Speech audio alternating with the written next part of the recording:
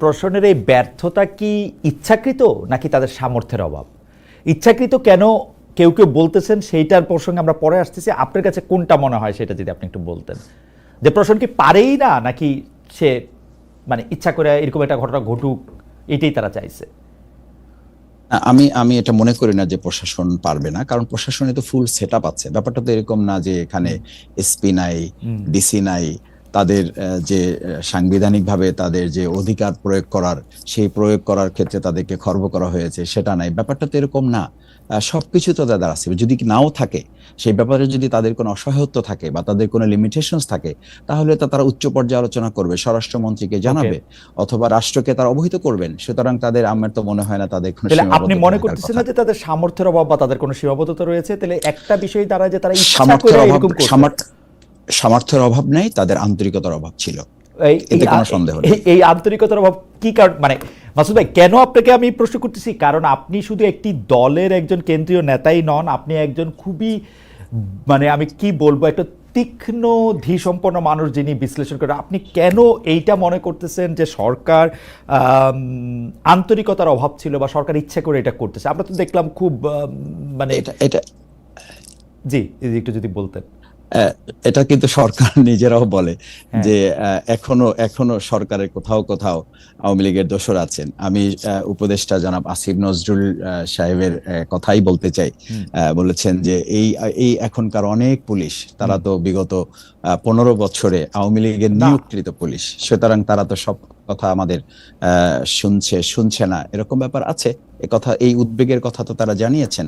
সুতরাং না, কিন্তু আন্তরিকতার অভাব মাসুদ ভাই থাকবে, এটা একটু একটু একটু একটু, স্বাভাবিক না? কিন্তু মাসুদ ভাই একটু একটু করে বিশ্লেষণ করি। ধরেন সরকারের কোথাও কোথাও আওয়ামী দোসররা আছে, তা যদি উপদেষ্টাদের মধ্যে না থাকে, ধরেন উপদেষ্টারা না, বসরা না, ডক্টর ইউনূস না, ধরেন মাঠ পর্যায়ে, তো মাঠ পর্যায়ে যদি থাকে, যদি সেই এসপি, দায়িত্বপ্রাপ্ত এসপি সেটা কন্ট্রোল করতে না পারে, যদি পুলিশ ফোর্স না পারে, তাহলে তো আমরা একটা জানবো যে এটা হায়ারার্কি, বা স্বরাষ্ট্র উপদেষ্টা তো তাদের জিজ্ঞেস করবে। তো সেটা তো আমরা করতে দেখি নাই। আমরা দেখছি যে ওইখানে 4টা মানুষ মারা গেছে। আমরা দেখছি যেটারে হচ্ছে, আমরা জামায়াতের আমির সাহেবের ফেসবুকের একটি পোস্টও দেখছি, সেইটার মধ্যেও তিনি প্রায় একই রকম কথা বলছেন। যে আমি যদি তাকে কোট করি, যে এখন যে অবস্থায় সে দাঁড়িয়েছে, কার্যত মাঠে আইন শৃঙ্খলা রক্ষাকারী বাহিনীর কোনো উপস্থিতি লক্ষ্য করা যাচ্ছে না। অতি দ্রুত সরকারকে অবশ্যই প্রয়োজনীয় সকল পদক্ষেপ গ্রহণ করতে হবে, অন্যথায় ইতিহাসের পূর্ণ দায় সরকারের উপরেই বর্তায়। আমরা বাংলাদেশে কার্যক্রমে নিষিদ্ধ থাকা আওয়ামী লীগকে প্রধান শত্রু গণ্য করে নিজেদের রাজনীতি এগিয়ে নিতে দেখছি। জুলাই আন্দোলনের নেতাদের রাজনৈতিক দল জাতীয় নাগরিক পার্টি এনসিপিকে গোপালগঞ্জের উত্তাপে যা আবার সামনে এলো। তবে এই সময় এই নিষিদ্ধ ঘোষিত রাজনৈতিক দলটির পাশে কারা থাকছেন, তাদের রাজনীতির জায়গা থেকে কারা তাদের মোকাবেলা করছেন, এই জুলাই স্পিরিটের এই ফায়দাটা কে কত বেশি কাঁধমুক্ত করে নিচ্ছেন, তা নিয়ে কথা বলতে আমাদের সঙ্গে আজ রয়েছেন বিএনপির আন্তর্জাতিক বিষয়ক সম্পাদক ব্যারিস্টার নাসিরউদ্দিন আহমেদ অসীম। জনাব ব্যারিস্টার নাসিরউদ্দিন আহমেদ অসীম আমাদের সাথে যুক্ত হয়েছেন, আমাদেরকে সময় দিয়েছেন, সেজন্য আমাদের শুভেচ্ছা এবং কৃতজ্ঞতা জানাবেন। অসীম ভাই, আপনাকে স্বাগত জানাই। আমাদের সাথে আরও থাকছেন বাংলাদেশ জামায়াতে ইসলামী ঢাকা মহানগরী দক্ষিণের secretary general doctor Shafiqul Islam Masud. Doctor Shafiqul Islam Masud, আপনাকে আমাদের অনুষ্ঠানে স্বাগত জানাই। আপনি আমাদের সাথে যুক্ত হয়েছেন, সময় দিয়েছেন, সেই জন্য আমাদের শুভেচ্ছা ও কৃতজ্ঞতা জানবেন। জি জি জি শফিক ভাই, আমরা যে বিষয়টি নিয়ে আজকে কথা বলতে চাই, সেই বিষয়টিতে আসার আগে আমরা, অসীম ভাইও আছেন আমাদের সঙ্গে, আমরা আপনার কাছ থেকে একটু জানতে চাইবো যে এই যে গোপালগঞ্জের ঘটনায় যে ঘটনাটি ঘটলো, আমরা কেউই এই বিষয়টি এইভাবে চাই নাই এরকম হোক, তারপরও ঘটনাটি ঘটেছে, এর জন্য আপনি কাকে বা মানে কার কতটা দায় দিবেন বা কাকে দায়ী করবেন? মানে এখানে 3টা পক্ষ যদি আমরা শফিক ভাই দেখি, যে সরকার, এনসিপি এবং যদি আমি বলি যে নিষিদ্ধ ঘোষিত যে সংগঠন আওয়ামী লীগ বা গোপালগঞ্জের মানুষ, কাদের আপনি দায়ী করবেন, জনাব শফিকুল ইসলাম মাসুদ? অনেক ধন্যবাদ যারা শুনছেন এবং পরবর্তীতে যারা শুনবেন, তাদের সবাইকে সালাম জানাচ্ছি। আসসালামু আলাইকুম রহমতুল্লাহ। আমার সম্মানিত উপস্থাপক, তাকে ধন্যবাদ আমাকে আমন্ত্রণ জানানোর জন্য। আমার সম্মানিত সহ আলোচক, তাকে ধন্যবাদ জানাচ্ছি তার সাথে কথা বলার এবং আমরা একত্রে আলোচনা করার জন্য এই সুযোগটুকু পাওয়ার।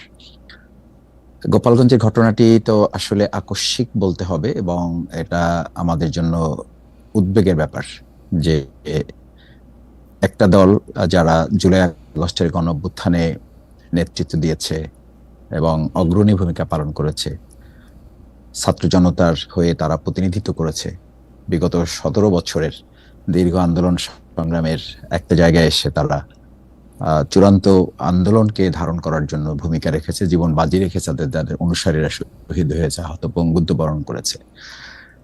সেই ছাত্র জনতার চেতনা থেকে তাদের যে দল এনসিপি গঠিত হয়েছে, তারা জুলাই আগস্টের গণঅভ্যুত্থানের চেতনাকে সারা দেশের মানুষের কাছে পৌঁছে দেওয়ার অংশ হিসাবে তাদের থেকে কর্মসূচি জানিয়ে দেওয়া হয়েছিল আগেই, এবং প্রত্যেক জেলায় তাদের যে পদযাত্রা বা তাদের যে কর্মসূচি, নিশ্চয়ই সেটা গোপালগঞ্জ এবং ওই সংশ্লিষ্ট বিভাগ, আমি যতটুকু জানি যে প্রশাসনকে তারা লিখিত মৌখিকভাবে জানিয়েছেন এবং তাদের অনুমোদন বা তাদের থেকে অবহিতকরণের পরেই তারা কর্মসূচিগুলো পালন করছেন। খুব স্বাভাবিকভাবেই সেখানে প্রশাসনের যদি কোনো লিমিটেশনস থাকে বা তাদের কোনো কনসার্ন থাকে, সাধারণত আমাদের বিভিন্ন সময় এটা তাদের থেকে জানানো হয়। আমি যতটুকু জানি বা আমার যতটুকু পত্রপত্রিকার মাধ্যমে সোশ্যাল মিডিয়ায় জানার সুযোগ হয়েছে, সেরকম কোনো উদ্বেগ, উৎকণ্ঠা বা তাদের কোনো নেগেটিভ মেসেজ তাদেরকে দেওয়া হয়নি বা তাদেরকে সতর্ক করা হয়নি বা তাদেরকে না করা হয়নি। তাহলে সেখানে তো প্রশাসনেরই পুরো দায়িত্বটা থাকার কথা যে এই প্রোগ্রামটি সুন্দর করার জন্য, এই প্রোগ্রামটি শান্তিপূর্ণ করার জন্য, সফল করার জন্য নাগরিক হিসাবে বা একটা দল হিসাবে দেশের সাংবিধানিক অধিকার হচ্ছে তাদেরকে নিরাপত্তা দেওয়া। আমার মনে হয় প্রথম আমরা এটা বলতেই পারি যে প্রশাসন সেই ক্ষেত্রে ব্যর্থ হয়েছে। দ্বিতীয় হচ্ছে গোপালগঞ্জবাসী বলা যাবে না, গোপালগঞ্জের মধ্যে নানান মত পথ এবং ধর্মের মানুষ আছে, চিন্তার মানুষ আছে। সেখানে কতিপয় ফেসিবাদের দোসর যারা, ফেসিবাদের অংশ যারা, আওয়ামী, ছাত্রলীগ, যুবলীগ, যারা নিষিদ্ধ সংগঠন এখন রাষ্ট্রের থেকে, আমরা দেখেছি মিডিয়ার কল্যাণে যে তারা প্রকাশ্যে দিনের বেলায় একেবারে ভর দুপুরে ককটেল বিস্ফোরণ ঘটিয়েছে, আগ্নেয়াস্ত্র ব্যবহার করেছে এবং চেয়ার টেবিল ভাঙচুর করেছে। এনসিপির যারা কেন্দ্রীয় নেতা তাদেরকে তারা ধাওয়া দিয়েছে, আহত করার চেষ্টা করেছে এবং কেউ কেউ আহত হয়েছে। সেই জায়গায় আবার বোধ হয় যে গোপালগঞ্জবাসী বলা যাবে না, বরং সেখানকার আওয়ামী লীগের দোসর, এবং আমরা যতটুকু জেনেছি এটি সত্য বা মিথ্যা এটি এখনো প্রমাণ করা যায়নি, সেটি সরকার দেখবে। আমরাও খোঁজ খবর নিচ্ছি যে বাংলাদেশে বিভিন্ন জায়গা থেকে অনেকেই সেখানে নিরাপদ মনে করে বা সেই জায়গাটিকে তাদের একটা পকেট মনে করে তারা সেখানে আশ্রয় নিয়েছে, বা সেখানে তাদের অস্ত্র বা যে সমস্ত বিষয়গুলো তাদের ছিল ওটাকে তারা একটা নিরাপদ জোন মনে করে সেখানে তাদের কেউ কেউ আশ্রয় নিয়েছেন এবং তারাও সেদিন সেখানে অংশগ্রহণ করেছেন। সেই জায়গাটা আমি মনে করি যে এনসিপি বা যারা জুলাই যোদ্ধা হিসাবে ভূমিকা রেখেছে তারা তাদের প্রোগ্রামটি করার ক্ষেত্রে সতর্কতা অবলম্বন করেছে, কিন্তু এত সত্ত্বেও গোপালগঞ্জবাসী আমার মনে হয় তো নিশ্চয়ই তাদের সাথে ছিল, প্রোগ্রামে অংশগ্রহণ ছিল। প্রশাসনের পক্ষ থেকে যে নিরাপত্তাটা নিশ্চিত করতে পারত সেই জায়গাটা না হওয়ার কারণে একটা পর্যায়ে গিয়ে আসলে অস্ত্রের মুখে তো সাধারণ কোনো নাগরিক বা বিশেষ করে কোনো দল যারা সাংবিধানিক জায়গার মধ্যে থাকে, নিয়ম নীতির মধ্যে থাকে, তারা তো অস্ত্রের মোকাবেলা করতে পারে না। সেই জায়গাটা প্রোগ্রামটা তখন সফল হয় নাই এবং তারা বেরিয়ে আসাটা নিরাপদ হয় নাই। মাসুদ ভাই, আমি 2-3টা বিষয় একটু আপনার কাছে জানতে চাই যে আপনি প্রশাসন ব্যর্থ হয়েছে সেটা আপনি বলছেন, তা আমাদের প্রশ্ন হচ্ছে আপনি যদি একটু দ্রুত একটু বলতেন যে প্রশাসনের এই ব্যর্থতা কি ইচ্ছাকৃত নাকি তাদের সামর্থ্যের অভাব? ইচ্ছাকৃত কেন কেউ কেউ বলতেছেন সেইটার প্রসঙ্গে আমরা পরে আসতেছি, আপনার কাছে কোনটা মনে হয় সেটা যদি আপনি একটু বলতেন, যে প্রশাসন কি পারেই না নাকি সে মানে ইচ্ছা করে এরকম একটা ঘটনা ঘটুক এটাই তারা চাইছে? আমি এটা মনে করি না যে প্রশাসন পারবে না, কারণ প্রশাসনে তো ফুল সেট আপ আছে। ব্যাপারটা তো এরকম না যে এখানে এসপি নাই, ডিসি নাই, তাদের যে সাংবিধানিকভাবে তাদের যে অধিকার প্রয়োগ করার, সেই প্রয়োগ করার ক্ষেত্রে তাদেরকে খর্ব করা হয়েছে সেটা নাই। ব্যাপারটা তো এরকম না। সবকিছু তো তাদের আছে, যদি নাও থাকে সেই ব্যাপারে, যদি তাদের কোনো অসহায়ত্ব থাকে বা তাদের কোনো লিমিটেশনস থাকে, তাহলে তো তারা উচ্চ পর্যায়ে আলোচনা করবে, স্বরাষ্ট্রমন্ত্রীকে জানাবে অথবা রাষ্ট্রকে তারা অবহিত করবেন। সুতরাং তাদের, আমার তো মনে হয় না তাদের কোনো তাহলে আপনি মনে সীমাবদ্ধতা থাকার করতেছেন কথা। না যে তাদের সামর্থ্যের অভাব বা তাদের কোনো সীমাবদ্ধতা রয়েছে? তাহলে একটা বিষয় দ্বারা যে তারা ইচ্ছা সামর্থ্যের করে অভাব, এরকম করছে। সামর্থ্যের অভাব নেই, তাদের আন্তরিকতার অভাব ছিল, এই এতে কোনো সন্দেহ নেই। এই আন্তরিকতার অভাব কি কারণ? মানে মাসুদ ভাই, কেন আপনাকে আমি প্রশ্ন করতেছি, কারণ আপনি শুধু একটি দলের একজন কেন্দ্রীয় নেতাই নন, আপনি একজন খুবই, মানে আমি কি বলবো, একটা তীক্ষ্ণ ধীসম্পন্ন মানুষ যিনি বিশ্লেষণ করে। আপনি কেন এইটা মনে করতেছেন যে সরকার আন্তরিকতার অভাব ছিল বা সরকার ইচ্ছা করে এটা করতেছে? আমরা তো দেখলাম খুব মানে এটা এটা জি, একটু যদি বলতেন। আহ, এটা কিন্তু সরকার নিজেরাও বলে হ্যাঁ। যে এখনো এখনো সরকারের কোথাও কোথাও আওয়ামী লীগের দোসর আছেন। আমি উপদেষ্টা জনাব আসিফ নজরুল সাহেবের কথাই বলতে চাই। বলেছেন যে এই এই এখনকার অনেক পুলিশ, তারা তো বিগত 15 বছরে আওয়ামী লীগের না। নিয়োগকৃত পুলিশ, সুতরাং তারা তো সব কথা আমাদের শুনছে না, এরকম ব্যাপার আছে। এ কথা, এই উদ্বেগের কথা তো তারা জানিয়েছেন। সুতরাং আন্তরিকতার অভাব থাকবে, এটাই তো স্বাভাবিক না? কিন্তু মাসুদ ভাই, একটু একটু করে বিশ্লেষণ করি। ধরেন সরকারের কোথাও কোথাও আওয়ামী দোসররা আছে, তা যদি উপদেষ্টাদের মধ্যে না থাকে, ধরেন উপদেষ্টারা না, বসরা না, ডক্টর ইউনূস না, ধরেন মাঠ পর্যায়ে, তো মাঠ পর্যায়ে যদি থাকে, যদি সেই এসপি, দায়িত্বপ্রাপ্ত এসপি সেটা কন্ট্রোল করতে না পারে, যদি পুলিশ ফোর্স না পারে, তাহলে তো আমরা এটা জানবো যে এটা হায়ারার্কি, বা স্বরাষ্ট্র উপদেষ্টা তো তাদের জিজ্ঞেস করবে। তো সেটা তো আমরা করতে দেখি নাই। আমরা দেখছি যে ওইখানে 4টা মানুষ মারা গেছে। আমরা দেখছি যেটারে হচ্ছে, আমরা জামায়াতের আমির সাহেবের ফেসবুকের একটি পোস্টও দেখছি, সেইটার মধ্যেও তিনি প্রায় একই রকম কথা বলছেন। যে আমি যদি তাকে কোট করি, যে এখন যে অবস্থায় সে দাঁড়িয়েছে, কার্যত মাঠে আইন শৃঙ্খলা রক্ষাকারী বাহিনীর কোনো উপস্থিতি লক্ষ্য করা যাচ্ছে না। অতি দ্রুত সরকারকে অবশ্যই প্রয়োজনীয় সকল পদক্ষেপ গ্রহণ করতে হবে, অন্যথায় ইতিহাসের পূর্ণ দায় সরকারের উপরেই বর্তাবে। আমি তো মানে এর অন্যথায় হওয়ার সুযোগ দেখতেছি না যে সরকারের উপর, মানে আপনি খুবই ভদ্রভাবে বললেন, কিন্তু তারপরও দায়টা কিন্তু আলটিমেটলি গিয়ে সরকারের উপরেই বর্তায়। এবং এটা যদি সামর্থ্যের অভাব না হয়, যদি আন্তরিকতার অভাব হয়, সেটা কেন? মানে মানে দোষর বইলে আমরা আর কতদিন পার পাবো?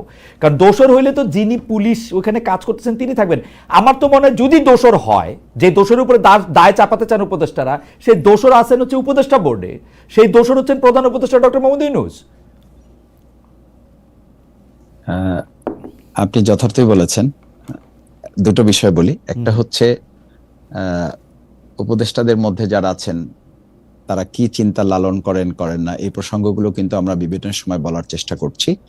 এবং আজকে আমাদের যে বিক্ষোভ মিছিল ছিল, কেন্দ্র ঘোষিত কর্মসূচি, সেই কর্মসূচির অংশ হিসেবে ঢাকা মহানগরী উত্তর এবং দক্ষিণের যৌথ কর্মসূচি ছিল বাইতুল মোকাররমের উত্তর গেটে বিকেল 5টায়। সেখানে ডাক্তার সৈয়দ আব্দুল্লাহ মোহাম্মদ তাহের, সাবেক এমপি, উনি প্রধান অতিথি ছিলেন, সেক্রেটারি জেনারেল সহ অন্যান্য বিশেষ অতিথি কেন্দ্রীয় নেতৃবৃন্দ ছিলেন। সেখান থেকে আমরা পরিষ্কার যারা গোপালগঞ্জে দায়িত্ব পালনে ছিলেন তাদের ব্যাপারে আমরা প্রত্যাহার করার জন্য বলেছি।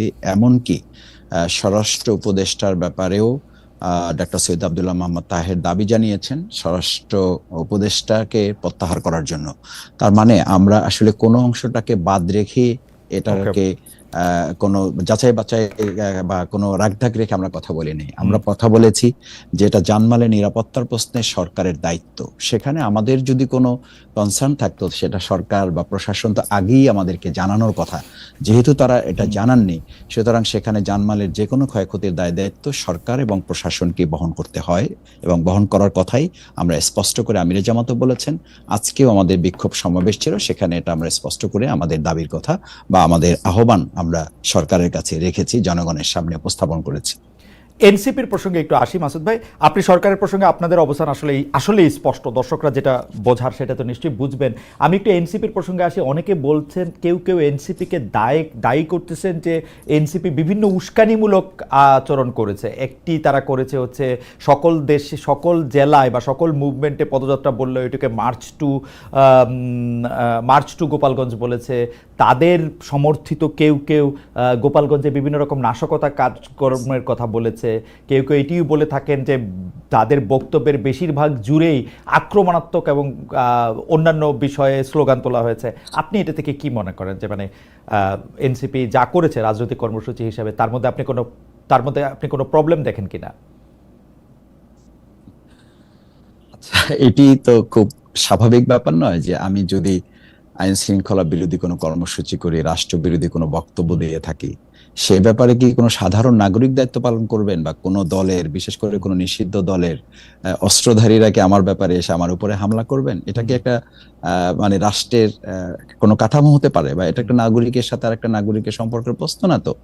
যদি এনসিপি কোনো আইনের লঙ্ঘন করে, সাংবিধানিক কোনো ব্যত্যয় তারা করে, বক্তব্য তাদের মধ্যে কোনো শৃঙ্খলতা থাকে, কর্মসূচি যদি সরকারের সাথে সাংঘর্ষিক হয়, সরকার যদি সেটাকে থ্রেট মনে করে, জনগণের জন্য মনে করে, রাষ্ট্রের জন্য মনে করে, সেটা তো সরকার পদক্ষেপ নেবে। সেটা কি কোনো সাধারণ নাগরিক বা কোনো একটা দল, বিশেষ করে নিষিদ্ধ কোনো দলকে অস্ত্র নিয়ে তাদেরকে হামলা করতে পারবে? এটা কি যথার্থ? না, একদমই যথার্থ না। কিন্তু মাসুদ ভাই, আমি অসীম ভাই, এতক্ষণ আমরা অসীম ভাইকে হারিয়ে ফেলেছিলাম কোনো এক অসীমে, কিন্তু আমরা আবার তাকে পেয়েছি, সেজন্য আমরা ব্যারিস্টার অসীমকে শুনতে চাই। তো অসীম ভাইকে আমাদেরকে শুনতে পাচ্ছেন না? আমার একটা ছোট্ট অসীম ভাইকে আবার আমরা লুজ করছি, মানে অসীম ভাইকে আমাদেরকে শুনতে পাচ্ছেন এখন? এখন শুনতে পাচ্ছি, এই মুহূর্তে শুনতে পাচ্ছি। জি, না, অসীমকে রেখে আমি একটা কথা বলতে চাই যে মাসুদ ভাই, আপনি কি মনে করেন যে এনসিপির এই কার্যক্রম বা এই রাজনৈতিক কার্যক্রম, এনসিপির রাজনৈতিক কার্যক্রম সেটি সঠিক ছিল, মানে গোপালগঞ্জে যে তাদের রাজনৈতিক কার্যক্রম সেটি সঠিক ছিল বলে মনে করেন কিনা? দেখেন, আমার সঠিক মনে করা না করা খুবই গুরুত্বপূর্ণ মাসুদ ভাই, খুবই গুরুত্বপূর্ণ। কেন আমি এটা বলতেছি, মানে অসীম ভাইয়ের বলাটা গুরুত্বপূর্ণ, সেইটা হচ্ছে দলের সিদ্ধান্ত নেওয়ার জায়গা থেকে না। কিন্তু আপনাকে এবং ব্যারিস্টার অসীম ভাইকে আমি অনেকদিন ধরে চিনি, যে আপনাদের মতামত আমার কাছে এবং আমাদের দর্শকদের কাছে খুবই গুরুত্বপূর্ণ। সেই জন্য আজকে আমরা অনুষ্ঠানের সময়সূচি একটু পরিবর্তন করে হলেও আপনাদের কাছ থেকে একটু মন্তব্য শুনতে চাচ্ছি। আপনি কি মনে করেন যে এনসিপির এই রাজনৈতিক কার্যক্রমটা সঠিক ছিল কিনা? মানে মার্চ টু গোপালগঞ্জ, তাদের ওখানে যাওয়া, আওয়ামী লীগ কি করছে সেটা নিয়ে আমি আসলে প্রশ্ন তুলতে চাই না এই মুহূর্তে আর কি। এই সঠিক কিংবা ব্যাঠিক এটা নির্ধারণ করার দায়িত্ব তো আমি একজন দলের কর্মী হিসাবে বা একজন সাধারণ নাগরিক হিসেবে আমার হওয়ার কথা না। এটা দুটো জায়গা, একটা হচ্ছে প্রশাসন আর একটা হচ্ছে সাধারণ মানুষ, যাদের কাছে তারা তাদের কর্মসূচি প্লেস করছেন, তারা ঠিক করবেন যে তারা ঠিক করছেন না ব্যাঠিক করছেন। দুটো জায়গা, একটা প্রশাসন আর একটা হচ্ছে সাধারণ জনগণ। মাসুদ ভাই, আমি একটু অসীম ভাইয়ের কাছে যাই, অসীম ভাইয়ের কাছ থেকে গিয়ে আবার আমি ফিরে আসবো। আমি প্রশ্নটা একটু আপনার কাছে রিস্ট্রাকচার করি। যেমন ধরেন, একটি রাজনৈতিক দল হিসাবে এনসিপি বাংলাদেশের 63টা জেলায় যাবে, 64 নম্বর জেলায় যাবে না, বা কোনো কারণে গোপালগঞ্জে না গিয়া তাদের ফরিদপুর চলে যেতে হবে বা যশোর যেতে হবে, সেটাতে আমি বিশ্বাস করি না। আমি মনে করি রাজনৈতিক দল হিসেবে তাদের সেখানে যাওয়ার অধিকারও আছে, তাদের রাজনৈতিক কর্মসূচি পালন করারও তাদের মানে তারা এটা করতেই পারে। আমি শুধু জানতে চাই, জনাব শফিকুল ইসলাম মাসুদ ব্যাপারটাকে ঠিক মনে করেন কিনা, তারা যেভাবে রাজনৈতিক কর্মসূচিটা নিয়েছে, নামটা যেভাবে নিয়েছে, সেই পুরো প্রক্রিয়াটাকে সমর্থন করেন কিনা। কেন আমি প্রশ্ন করতেছি সেটারও একটা কারণ আছে। আমি একটু ব্যারিস্টার নাসিরউদ্দিন অসীমের কাছে একটু ঘুরে আসি। যে ব্যারিস্টার অসীম, আমরা দুটা বিষয় একটু প্রথমে প্রশ্ন করছিলাম, আমরা অনেকক্ষণ পরে আপনাকে পেলাম, নাহলে আরও অনেকক্ষণ আগেই আসতাম আপনার কাছে। আপনি আমাদের দর্শকরাও অপেক্ষা করতেছেন আপনার মন্তব্যের জন্য। আমরা মাসুদ ভাইয়ের কাছে স্পেসিফিক কয়েকটা প্রশ্ন রেখেছিলাম, যে গোপালগঞ্জে যে ঘটনা ঘটলো সেইটাতে প্রশাসনের ব্যর্থতা দেখেন কিনা, প্রশাসনের দায় দেখেন কিনা, এনসিপির এই রাজনৈতিক কার্যক্রমকে সঠিক বলে মনে করেন কিনা, যে রাজনৈতিক কার্যক্রমটা গোপালগঞ্জ অভিমুখে ছিল, এবং সর্বশেষে আপনি এটা মনে করেন কিনা যে যদি সরকারের যদি কোনো দায় বা দায়িত্ব থাকে, তাহলে সেইটা কি যোগ্যতার অভাবে বা সামর্থ্যের অভাবে, নাকি তাদের ইচ্ছাকৃত? ব্যারিস্টার নাসিরউদ্দিন অসীম, আপনি যদি একটু বলতেন। আমি জনাব খালেদ মহিউদ্দিন, আপনাকে ধন্যবাদ আমাকে আমন্ত্রণ জানানোর জন্য। আমার সঙ্গে ডক্টর শফিকুল ইসলাম মাসুদ, ওনার যদি স্মরণ থাকে নিঃসন্দেহে, যে আমরা 8-10 জন মিলে 2023 সাল 24 সাল তার আগেও মাঝে মাঝে কিন্তু আমরা আন্দোলন নিয়ে প্রতি সপ্তাহে 2বার অন্তত আপনার স্কাইপিতে আমরা একসঙ্গে কিন্তু সংযুক্ত হতাম, ফ্যাসিস্ট বিরোধী আন্দোলনের কর্মপন্থা নিয়ে বা অগ্রগতি নিয়ে। তো আমি সেদিক থেকে বলবো যে আমি ভাগ্যবান যে আজকে ঠিকানার খালেদ মহিউদ্দিন সাহেবের ঠিকানাটা আমি পেয়েছি বহু বছর পরে। এবং দর্শক Thank you. ওনার মাধ্যমে দর্শক শ্রোতাদের কাছে পৌঁছাতে পারছি, এটাও একটা গৌরবের বিষয় আমার কাছে। কিন্তু সবচেয়ে বড় গ্লানিকর যে বিষয়টা, সেটা হচ্ছে যে 16 জুলাই যখন আবু সাঈদ কিংবা চট্টগ্রামের ওয়াসিম আকরাম শহীদ হয়েছেন, সেদিন কেন আমি গোপালগঞ্জকে মেনে নিলাম? আপনার মুসলমানদের কেবলা তো হলো গিয়ে আপনার সৌদি আরব, বাংলাদেশ আওয়ামী লীগের কেবলা হচ্ছে যে গোপালগঞ্জ। আমি প্রথম কথাটাই মনে করি যে রাজনৈতিক দল হিসেবে যে কোনো বড় রাজনৈতিক দল কিংবা পুরনো রাজনৈতিক দল দায়িত্বশীলতার পরিচয় যদি দেন, তাহলে তারা সব সময় অ্যাভয়েড করবেন গোপালগঞ্জের মতো একটা জেলাকে বাদ দিয়ে তাদের কর্মসূচি শুরু করা। আমি একথা বলছি না যে আমার কর্মকাণ্ড কি তাহলে বাংলাদেশে ওই গোপালগঞ্জ পর্যন্ত বাদ দিয়ে রেস্ট্রিক্টেড না। 68,000 বর্গমাইলের এই বাংলাদেশে প্রত্যেকের সমান অধিকার আছে। আমরা প্রত্যেকেই প্রত্যেকটা জায়গায় প্রত্যেকটা বর্গ ইঞ্চিতে আমাদের অধিকার আছে। কিন্তু বিষয়টা সে জায়গাতে না, এখানে আবেগের একটা বিষয় কাজ করে। এখন আমি যদি মনে করি যে এই যে দায়িত্বহীনতা কিংবা দায়িত্বশীলতার পরিচয় দেবার কথা, সেটা কি শুধু এককভাবে গোপালগঞ্জের প্রশাসন যথেষ্ট ছিল? আমি মনে করি নিঃসন্দেহে না। আওয়ামী লীগ ক্ষমতায় ছিল, সে সময়ও কিন্তু 15 বছর ফ্যাসিস্ট বিরোধী আন্দোলনে কোন কোন জায়গায় বাংলাদেশ জাতীয়তাবাদী দলের নেতাকর্মীরা থানা ঘেরাও করে রেখেছিল। তার কারণটা ছিল কিরকম? সাংগঠনিক যে শক্তি, অবস্থান এবং অবকাঠামো জেলার সমস্ত কিছু মিলিয়ে দেখা গেছে যে পুলিশ প্রশাসন কিংবা অন্যান্য যে সমস্ত আইন প্রয়োগকারী সংস্থা ছিল, তারাও দেখা যাচ্ছে যে পেরে উঠতো না। তো সেদিক থেকে আপনি যদি গোপালগঞ্জকে কনসিডার করেন, সেখানে শেখ মুজিবুর রহমান সাহেবের সমাধিস্থল রয়েছে।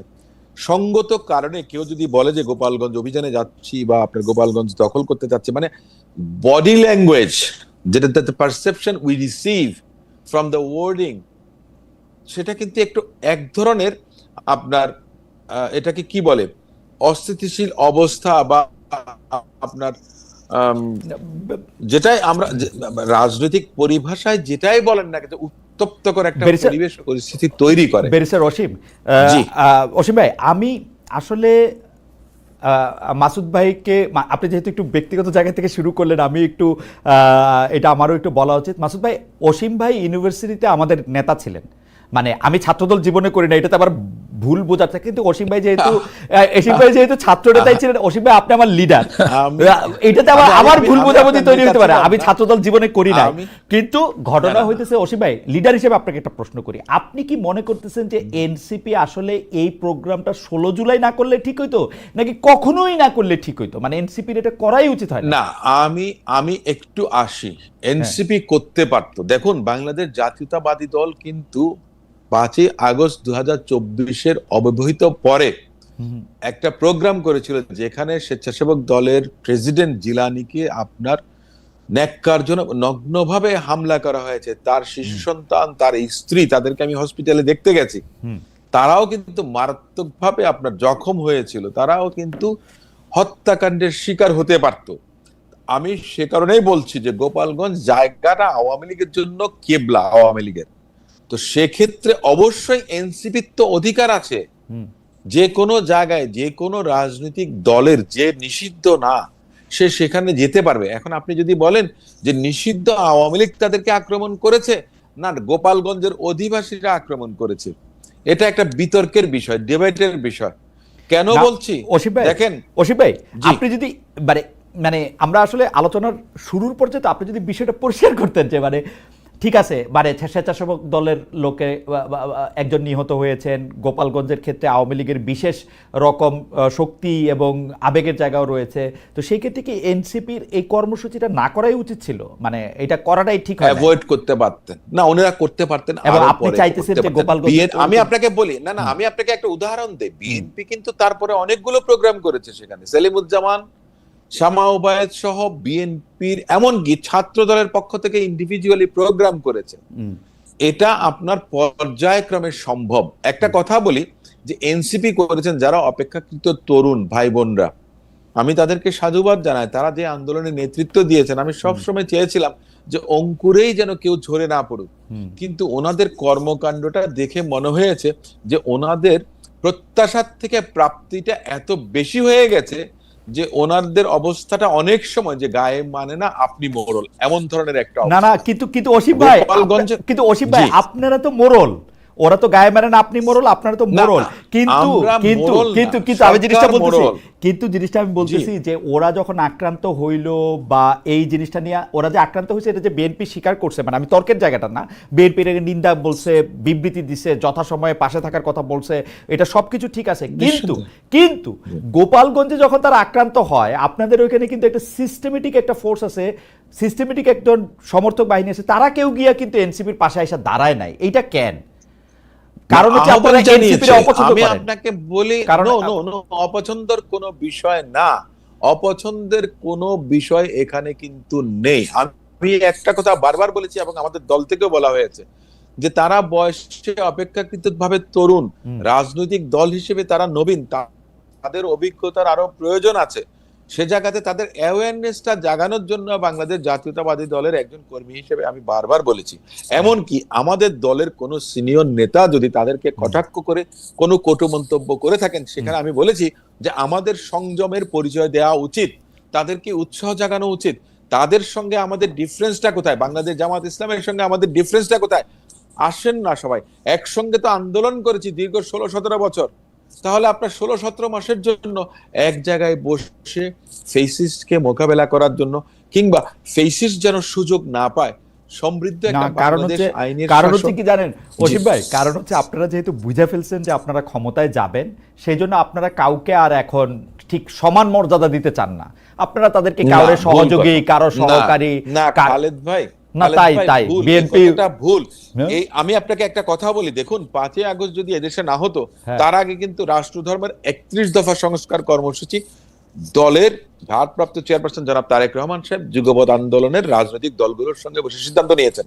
2016 সালে আমার দলের নেত্রী Right. রূপকল্প 2030 দিয়েছিলেন। 27 দফা কর্মসূচি বিএনপির একক কর্মসূচি ছিল। সেখানেও কিন্তু আপনাদের সরকার গঠনের যদি সুযোগ পায়, জনগণ যদি পছন্দ করে, তাহলে যুগপৎ আন্দোলন বলেন, গণতান্ত্রিক আন্দোলন বলেন, ফেসিস্ট বিরোধী আন্দোলন বলেন, সেই আন্দোলনের প্রত্যেকটা শরিক দলকে নিয়ে জাতীয় সরকারের প্রস্তাবনা আমার দলের নেতা জনাব তারেক রহমান সাহেব দিয়ে, সেটা তো দিবেনি, সেখানে সেটা তো আপনার দিবেনি। বিরোধী- মানে আমি না, আমার এটা তো- সঙ্গে আরো, আমার সঙ্গে না, আরো 10টা দল সেটা আসলে অসুবিধা দেবেন। কি? শেখ হাসিনাও তো বিরোধী না, না, দলকে সেটা দেবেন না, এই কথাটা বাংলাদেশে, আমি একটা কথা বলি, that something doesn't exist in the dictionary of politics. না না, কি বলে 5ই আগস্টের আগে কেউ শেখ হাসিনা কোনোদিন জাতীয় সরকার ভেবেছিল করছে যে না? শেখ হাসিনা চালিয়ে যাবে? না না, জাতীয়- আমাকে একটা কথা বলেন, জি। শেখ হাসিনা জাতীয় সরকার করেছেন সেটা এক জিনিস, শেখ হাসিনার সেটা মোড়কটা একরকম ছিল, কিন্তু শেখ হাসিনা যাবার একদিন আগে এদেশের কোন নাগরিক কি বিশ্বাস করতো দাঁড়া। যে শেখ হাসিনা কোনোদিন না, না, বিদায় নেবে? না, না, আমি শুধু একটা, আবার এই প্রসঙ্গে খালি একটা লিটমাস টেস্ট আছে। ধরেন আপনারা জাতীয় সরকার করতে চান, সবার নিয়ে সরকার করতে চান, আপনারা কি সরকার প্রধানের দায়িত্বটা বিএনপি ছাড়া আর কাউরে দিবেন? দেখুন, সংসারের মুরব্বী যিনি থাকেন, absolutely, I have raised my case my lord, তাই না? I have raised my case. আপনারা সংসারের মুরব্বী, বাকিরা হচ্ছে বাচ্চা কাচ্চা। না, কিন্তু আমাকে একটা কথা বলেন, যখন সংসারে যখন মা বাবা থাকেন, দেখেন মা বাবার কাছে কিন্তু তার জীবনের থেকেও তার সন্তান সন্ততির অবস্থানটা অনেক বেশি থাকে। আপনাকে তাহলে সেই আঙ্গে কি চিন্তা করতে হবে। আচ্ছা ঠিক আছে, মা আমি আর আপনার সাথে বাবা অসীম ডুবে ভাই, আমি আর যাবে, আপনার সাথে তর্ক করব মা না। বাবা ডুবে যাবে, টাইটানিকের লাইফ বোটে মা বাবা উঠবে না, সন্তান সন্ততিকে তুলবে, Absolutely. ছেলে মেয়েকে তুলবে, Absolutely. এটা বুঝে নিতে হবে। আমি Absolutely. একটা কথা বলি, গোপালগঞ্জে এনসিপি গিয়েছে, আমি একটা কথা বলি, 1-11 সময়কার কথা খালেদ ভাই আপনি খুব ভালো মতো অবজার্ভার ছিলেন। Right. কোন একজন নেতা বলেছিলেন যে বোধহয় আগে কুকুরে লেজ নাড়তো আর এখন লেজে কুকুর নাড়ে। আপনার এনসিপি কে আমি একটু বলবো ওনাদেরকে যে ওনারা কি কেউ এই লাড়ালাড়ির মধ্যে ওনাদেরকে রেখেছেন? যদি সেটা করেন, সেটা বাংলাদেশের জন্য, বাংলাদেশের ভবিষ্যতের জন্য ভালো হবে না।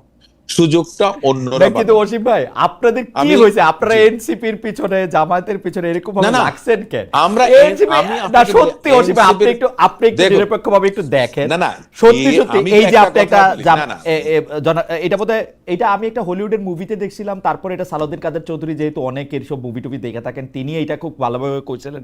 কিন্তু এই কথাটা তো একটা, মানে আপনাদের এত আদরের এই কিছু বাচ্চাদের জন্য এইটা একটা খুব মানে লাগসই কথা।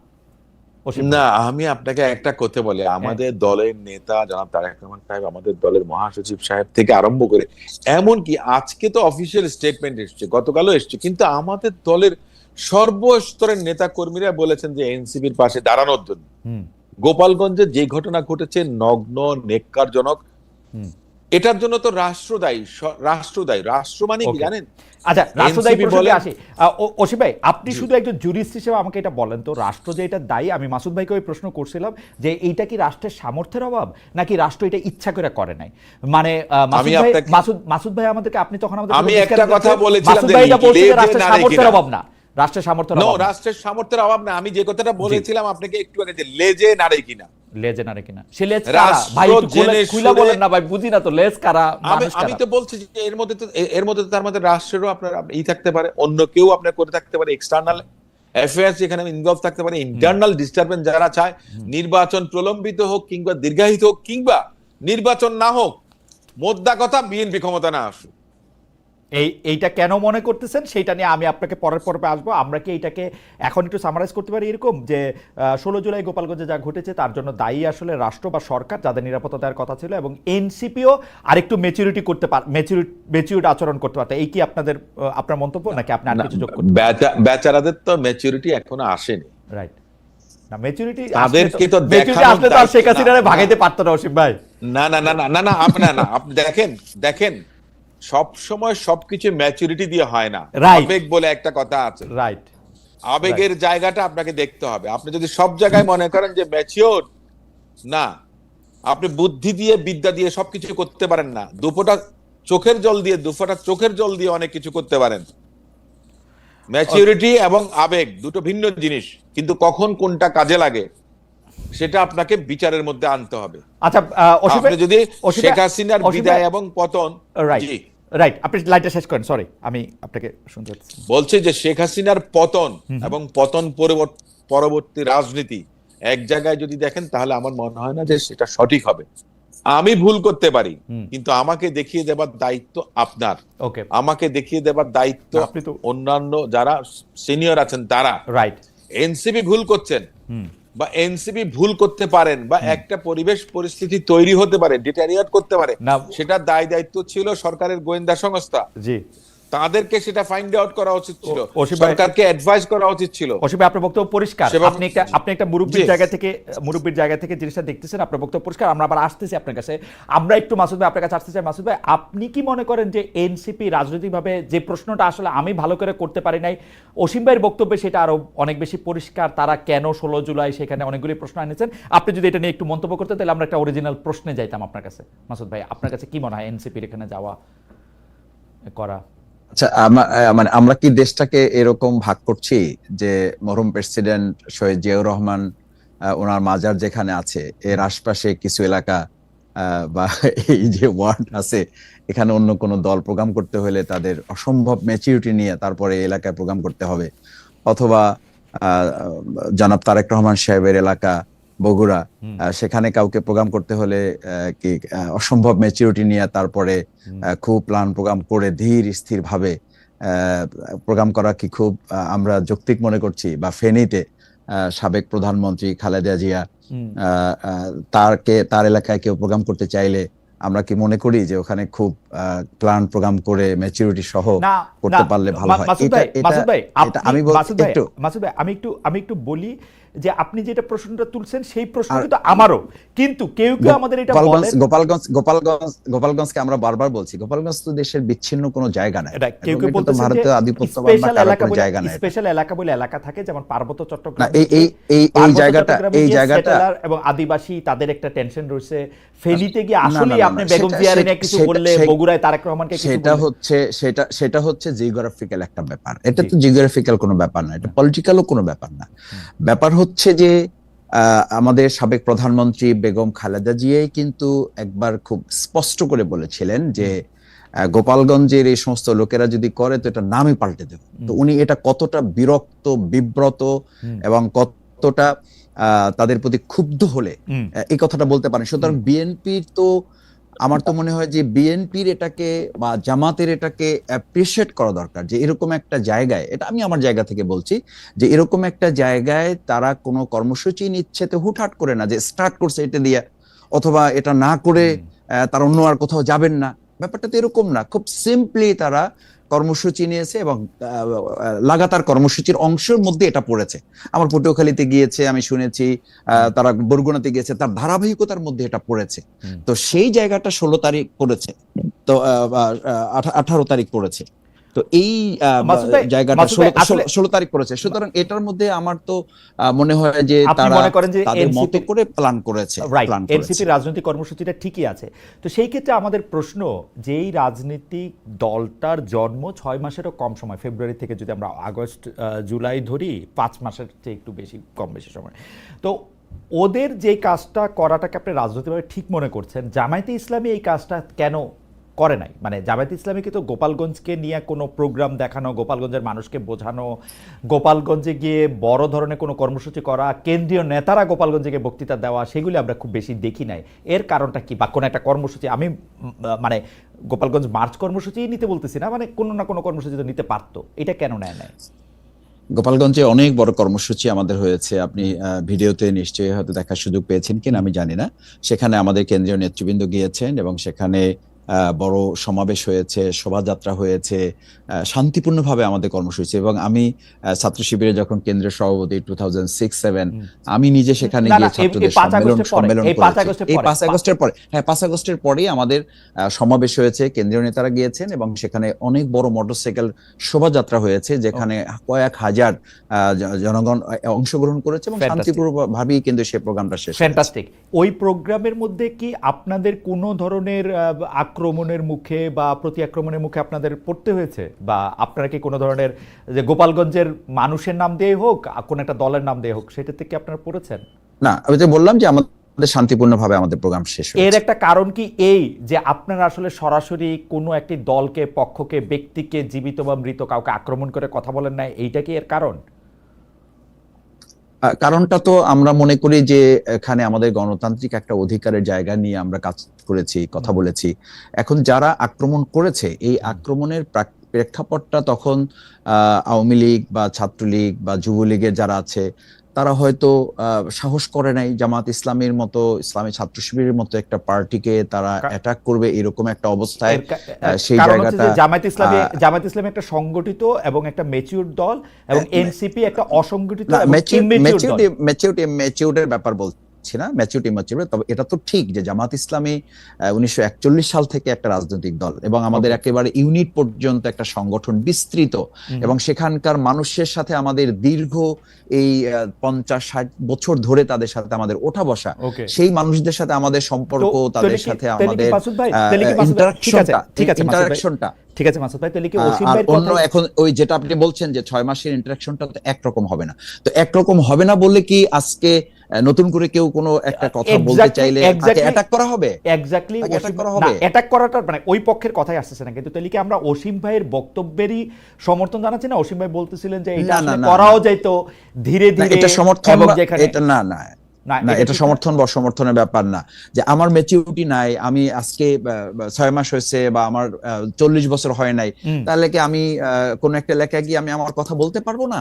এটা তো হইতে পারে না মাসুদ ভাই, এটা যথার্থ নয়, এটা যথার্থ নয়। মাসুদ ভাই, ঘটনাটা আসলে এখন ঘটে গেছে। আমরা যদি একটু নিরপেক্ষভাবে আপনার বিশ্লেষণ আশা করি, যে আপনি গিয়ে এখানে সভা করতেছেন, বিএনপিও অনেকগুলি সভা করেছে বলে অসীম ভাই বললো, আপনাদের শান্তিপূর্ণভাবে, আপনিই বললেন শান্তিপূর্ণভাবে এটা হয়েছে, এরকম কোনো কিছুই হয় নাই। এটা একটা কারণ হতে পারে, জামাত ইসলামী একটা সংগঠিত দল 1941 সাল থেকে সেখানে আসছে, এবং তাদের বক্তব্যের মধ্যেও কাউকে আক্রমণ করে কোনো কথা, মানে জামাত ইসলামী অবশ্যই এরকম কথা বলেও না, ছিলও না।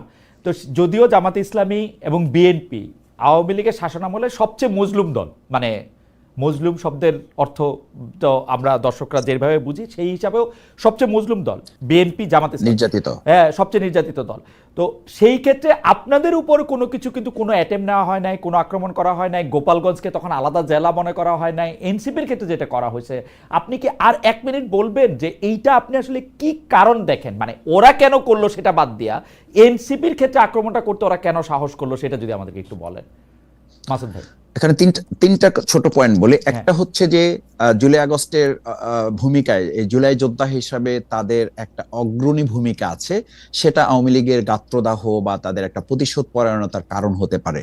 নাম্বার টু হচ্ছে যে এই নির্বাচন বিলম্বিত করা অথবা নির্বাচনকে তাড়াহুড়ো করা, দুটো কারণেই কিন্তু পাবলিক পারসেপশনের মধ্যে আছে। যে আমরা কেউ মনে করছি যে কেউ নির্বাচন বিলম্বিত করতে চায়, আবার কেউ কিন্তু এটাও মনে করছে যে সরকারকে, পরিস্থিতিকে অস্থিতিশীল করে দ্রুত নির্বাচনটা আদায় করার একটা প্রক্রিয়াও কেউ করতে পারেন কিনা। নাম্বার থ্রি হচ্ছে প্রশাসনের মধ্যে যারা আছেন তারা হয়তো এটাকে একটা সুযোগ হিসাবে গ্রহণ করেছেন। এই সুযোগটা বিএনপির ক্ষেত্রে তারা প্রয়োজন মনে করেন নাই, এই সুযোগটা জামাতের ক্ষেত্রে প্রয়োজন মনে করেন নাই, সেটা হয়তো এনসিপির ক্ষেত্রে মনে করতে পারেন। তো সেটা প্রোটেক্ট করার দায়িত্ব তো সরকারের নেওয়া উচিত ছিল। ফ্যান্টাস্টিক।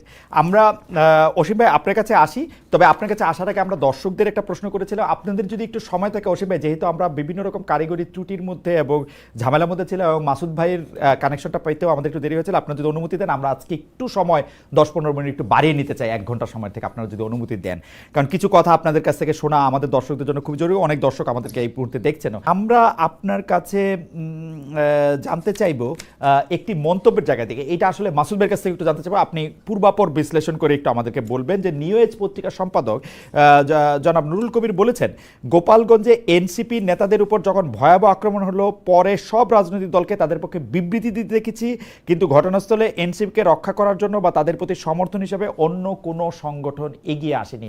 আপনি এই মন্তব্যের জন্য কতটা মানে তার মন্তব্য আপনি কতটা সঠিক মনে করেন যে এনসিপিকে আসলে মানে একটা বিপদে পড়তে দেখছি, ভদ্রতা করে একটা দিলাম, কিন্তু আমরা কেউ ওই কাজটা করতে চাই নাই, এইটা আপনি কতটা সঠিক মনে করেন?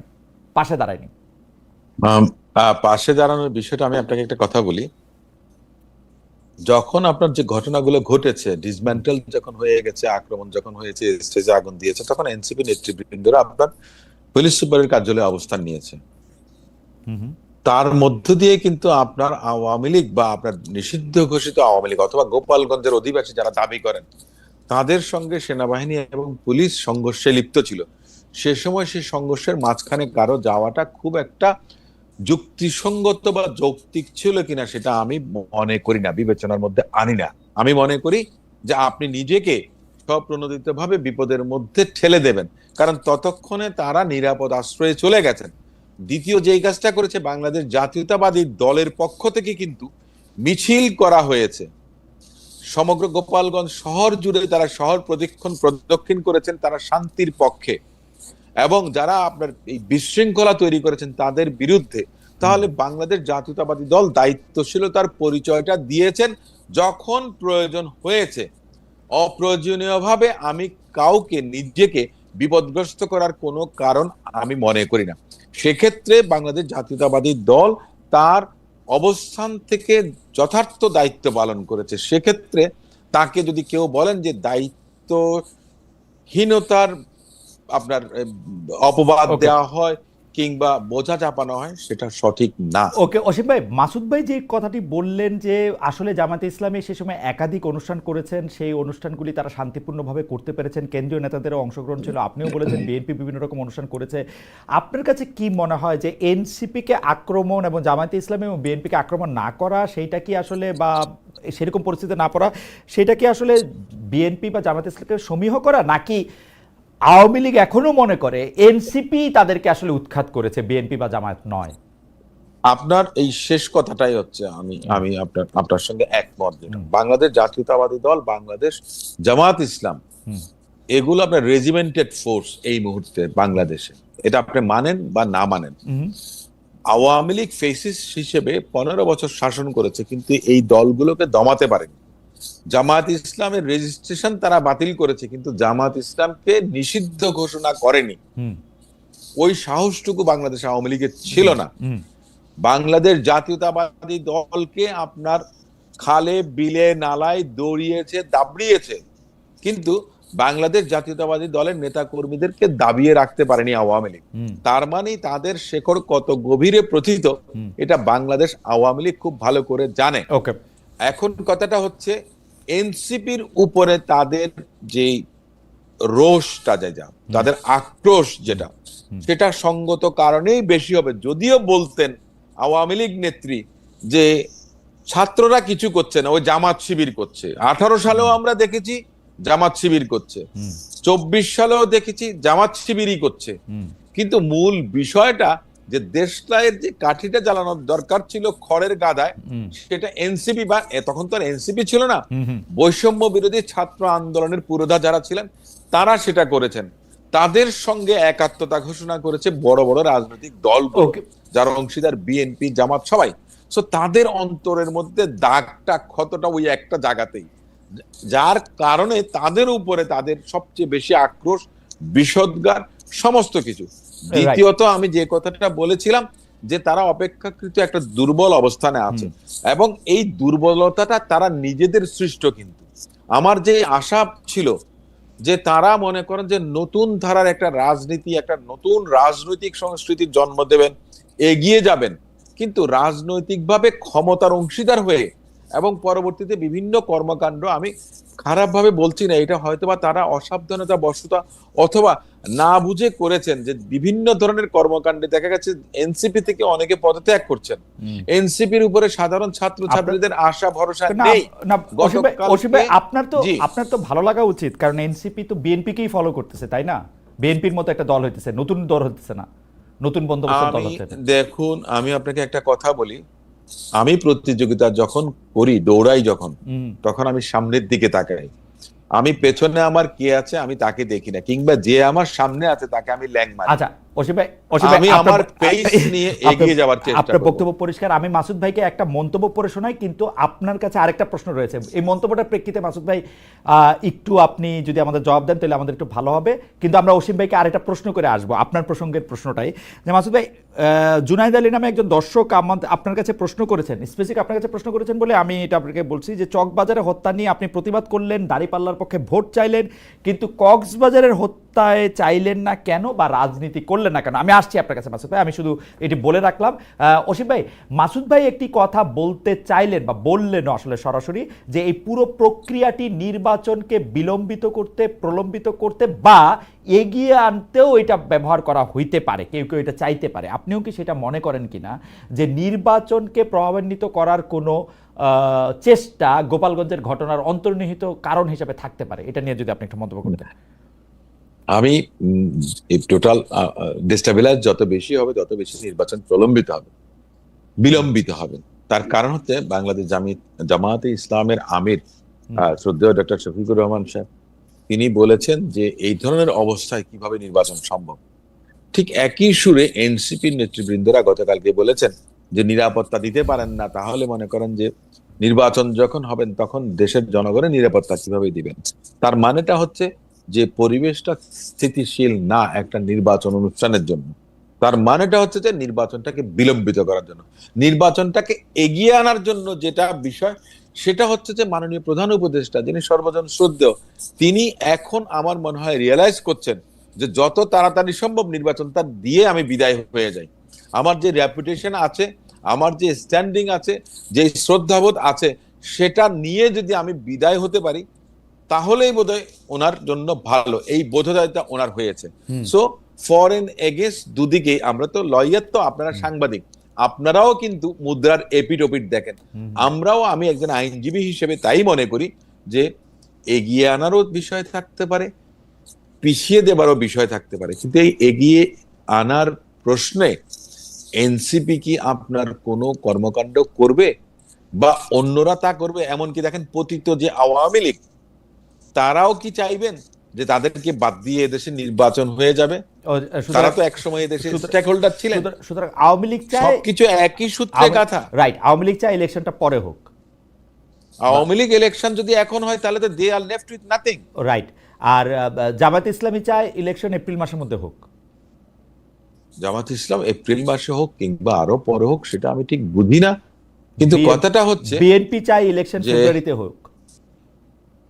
বিএনপি তো ডিসেম্বরেও নির্বাচন চায়, এখনো চায়। মাননীয় প্রধান উপদেষ্টা বলেছেন ডিসেম্বরের মধ্যে নির্বাচন অনুষ্ঠিত করার জন্য। এনসিপি কি চায়? এনসিপি ইলেকশনটা ফেব্রুয়ারিতে চায়, যত সময় চায়। কি মনে হয় আপনার কাছে?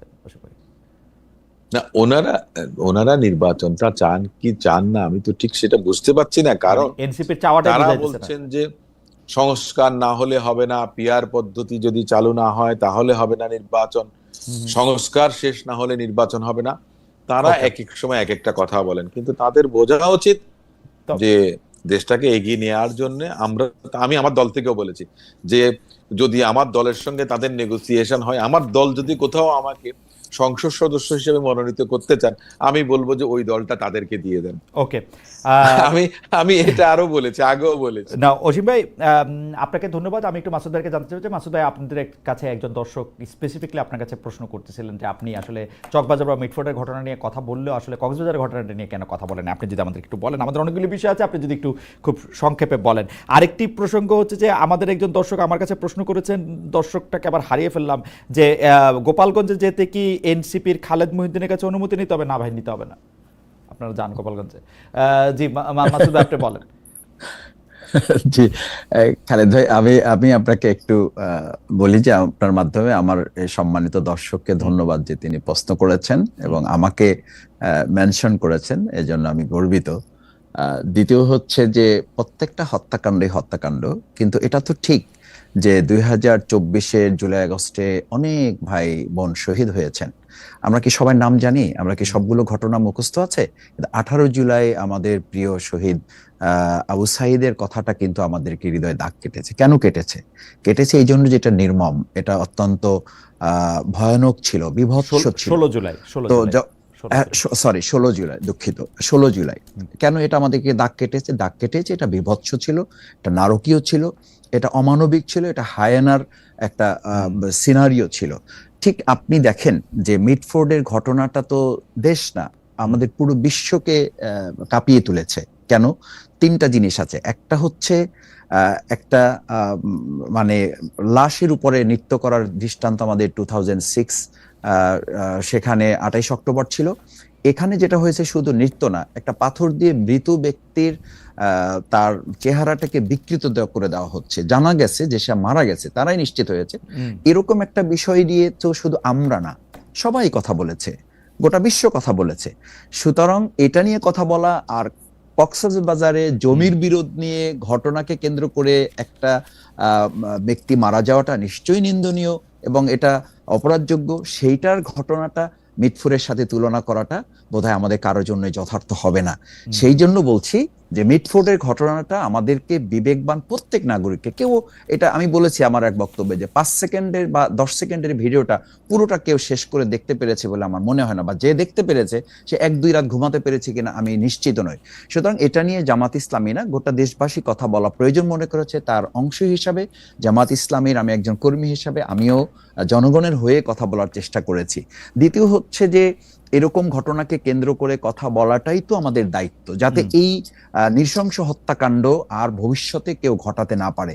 চাঁদার মতো বিষয়কে কেন্দ্র করে, তারপরে দখলদারিত্বের মতো ঘটনাকে কেন্দ্র করে তার সন্তান বলেছে যে আমি বাবাকে জিজ্ঞেস করতাম তোমার টেনশন কিসের, বলছে আমাকে মাসে 2 লক্ষ টাকা করে আমার কাছ থেকে চাওয়া হচ্ছে, না হলে আমার ব্যবসা বন্ধ করে দিতে হচ্ছে, দোয়া করো আমার জন্য। তো এই জায়গাটা আমাদের কাছে খুব স্পর্শকাতর মনে হয়েছে এবং বিশ্ববাসী বা আমার প্রিয় দেশবাসীর কাছে স্পর্শকাতর মনে হয়েছে। সেই জায়গাটা তো সরকারও বলেছে যে এটা বিশেষ ট্রাইব্যুনাল নিয়ে তারা বিচারের উদ্যোগ গ্রহণ করেছে, খুব স্বাভাবিক না এটা? কিন্তু মাসুদ ভাই, একটা ছোট্ট বিষয়, এইটা আপনি সবচেয়ে ভালো বলতে পারবেন, যে সেইটা হচ্ছে যে পুরান ঢাকায় বা মিটফোর্ডে যে নারকীয় পৈশাচিক ঘটনা ঘটেছে, যেটা আমাদের অনেককে স্তব্ধ করে দিচ্ছে, সেই ঘটনাটার ক্ষেত্রে আসলে কোনো চাঁদাবাজির প্রসঙ্গ ছিল না। আমরা এখন যদ্দূর যেটা আনফোল্ড করতেছে, এটা বিএনপির 2টা গ্রুপের মধ্যে বা 2টা জনের মধ্যে বা 2টা দলের মধ্যে, উপদলের মধ্যে একটা আভ্যন্তরীণ গণ্ডগোল ছিল। এইটাকে যে চাঁদাবাজি, বিএনপি এর জন্য দায়ী, তারেক রহমানের এগেনস্টে স্লোগান, বিএনপিকে সারা বাংলাদেশের কাছে ভিলেন করে তোলা, অনেকে বলে থাকেন যে পুরা ব্যাপারটা ঠিক হোক বেঠিক হোক, এই পুরো ব্যাপারটা পরিচালনা করেছেন জনাব শফিকুল ইসলাম মাসুদ, কারণ তার বুদ্ধি বেশি, তার সাংগঠনিক দক্ষতা বেশি এবং তিনি এটা সবার আগে সামনে আনছেন।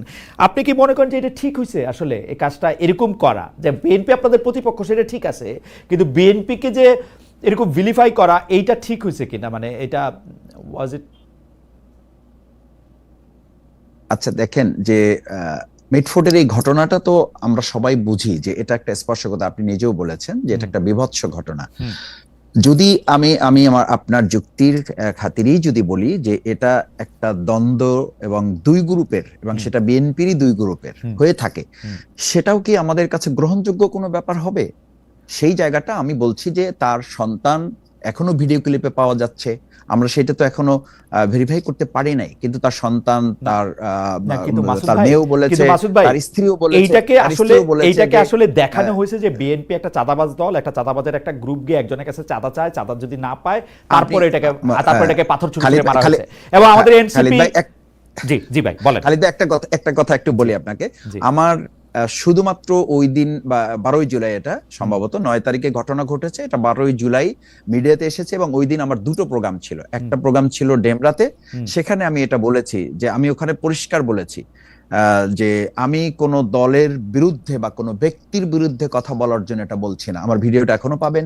কোনো দল বা কোনো ব্যক্তির বিরুদ্ধে বলার জন্য বলছি না, আমি বলছি দেশের মানুষের মানবিক বিবেচনা নেওয়ার জন্য যে এরকম অমানবিক কোন হত্যাকাণ্ডের জন্য আমাদের এই বাংলাদেশ নতুন করে 2024-এর জুলাই আগস্টে কিন্তু মাসুদ ভাই, correct me if I am রং, মাসুদ ভাই আমি correct me if I am রং, আমি কিন্তু আপনার শো দেখি, আমি আপনার শো দেখি, তো সেই জন্য আমার আপনার কথা শুনে যেটা মনে হয়েছে যে এই অমানবিকতার জন্য দায়ী হচ্ছে বিএনপি, মানে বিএনপি। আবার বলছি, জি আবার বলি খালিদ ভাই, আবার 13 তারিখে যে আমরা প্রতিবাদ সমাবেশ করেছি, বিক্ষোভ সমাবেশ করেছি, সেখানেও আমি স্টার্ট করেছি, আমার পাশে আমার সভাপতি মানে আমার আমির নুর ইসলাম বুলবুল ভাই ছিলেন, যে আপনি তো আজকে কিছুটা লিবারেল করে শুরু করেছেন, ভালো হয়েছে যে পুরো আপনার এই ইনস্ট্রাকশনটাকে কেন্দ্র করে সবাই বক্তব্য দিয়েছে। এটা আমার আমির আমাকে বলেছেন যে আমি শুরু করেছিলাম যে আজকের আমাদের এই সমাবেশটা কোনো ব্যক্তি বা দলের বিরুদ্ধে নয়, আমাদের এই সভা বা সমাবেশটা হচ্ছে এই অমানবিকতার বিরুদ্ধে, এই নৃশংসতার বিরুদ্ধে, এই বিভৎসতার বিরুদ্ধে। এটা যদি ভবিষ্যতে আর কেউ কারোর ব্যাপারে না করেন সেই ব্যাপারে আমি কিন্তু স্টার্টিংটা একদম, আমি তো প্রোগ্রাম পরিচালনার দায়িত্ব মহানগরের সেক্রেটারি হিসাবে, সেই জায়গায় কিন্তু স্টার্টিংটা করে আমি মেসেজ দিতে চেয়েছি যাতে এটা কেউ কোনো পরবর্তী যারা বক্তব্য দিবেন তারা যেন কোনো ব্যক্তি বা কোনো দলকে টার্গেট করে কথা বলে আমরা জিনিসটাকে যেন পলিটিসাইজ না করি। সুতরাং আমাকে যদি কেউ মনে করে যে শফিকুল ইসলাম মাসুদ এটাকে হাইলাইটস করেছে কোনো ব্যক্তি বা দলকে টার্গেট করে, এটা দুর্ভাগ্যজনক। ঠিক আছে, এটা পরিষ্কার। আমি একটু অসীম ভাইয়ের কাছে আসতে চাই। অসীম ভাই, আপনি যেহেতু একজন জুরিস্ট, আমাদের অনেক দর্শক আমাদেরকে প্রশ্ন করছেন যে গোপালগঞ্জে যে 4 জন মানুষ মারা গেছে তাদেরকে সেনাবাহিনী গুলি করেছে না পুলিশ গুলি করেছে, এবং তাদের গুলি করাটা আসলে জরুরি ছিল কিনা, তা আমরা যাদেরকে প্রোটেকশন দেওয়ার কথা বলতেছি তাদের কারণে এই গুলি চালানোটা প্রশাসনের একটা বিশাল ব্যর্থতা হিসাবে পরিচিত হবে কিনা, এবং এই গুলি চালানোটা প্রয়োজনীয় ছিল কিনা, সেনাবাহিনী এই গুলি যদি চালিয়ে থাকে তাহলে সেই অর্ডার কে দিল? ধন্যবাদ। সেনাবাহিনী গুলি চালিয়েছে, কিন্তু সেনাবাহিনীর গুলিতে কেউ নিহত হয়েছেন কিনা সেটা আমরা কেউ জানি না, বা আইন শৃঙ্খলা রক্ষাকারী বাহিনী বা পুলিশ তাদের গুলিতে হয়েছে কিনা, কিংবা আপনাদের মাধ্যমে আমরা দেখেছি অনেক আগ্নেয়াস্ত্রধারী গোপালগঞ্জবাসী আপনার গুলিবর্ষণ করেছেন। আপনার 9 শুটার গান সহ দেখেছি, রিভলভার সহ দেখেছি, পিস্তল সহ দেখেছি। তারা কারা ছিলেন? তারা না সেনাবাহিনীর, না এনসিপির, না আপনার পুলিশের। তাহলে আমরা একটা কথা বলি, সেলফ ডিফেন্স বলে একটা কথা আছে, যে আপনি আমাকে একটা চর দেবেন তাহলে আমি হয়তোবা সেটা আপনার প্রতিরোধ করার চেষ্টা করব, বা আমি আপনাকে একটা পাঞ্চ করতে পারবো, সর্বোচ্চ এইটুকু। আমি আপনাকে আগ্নেয়াস্ত্র দিয়ে হত্যা করতে পারবো না। এটা হচ্ছে যে প্রথম কথা। দ্বিতীয় কথাটা হচ্ছে বৈধ অস্ত্র কি অবৈধ অস্ত্র, সেটাও একটা বিষয় আছে।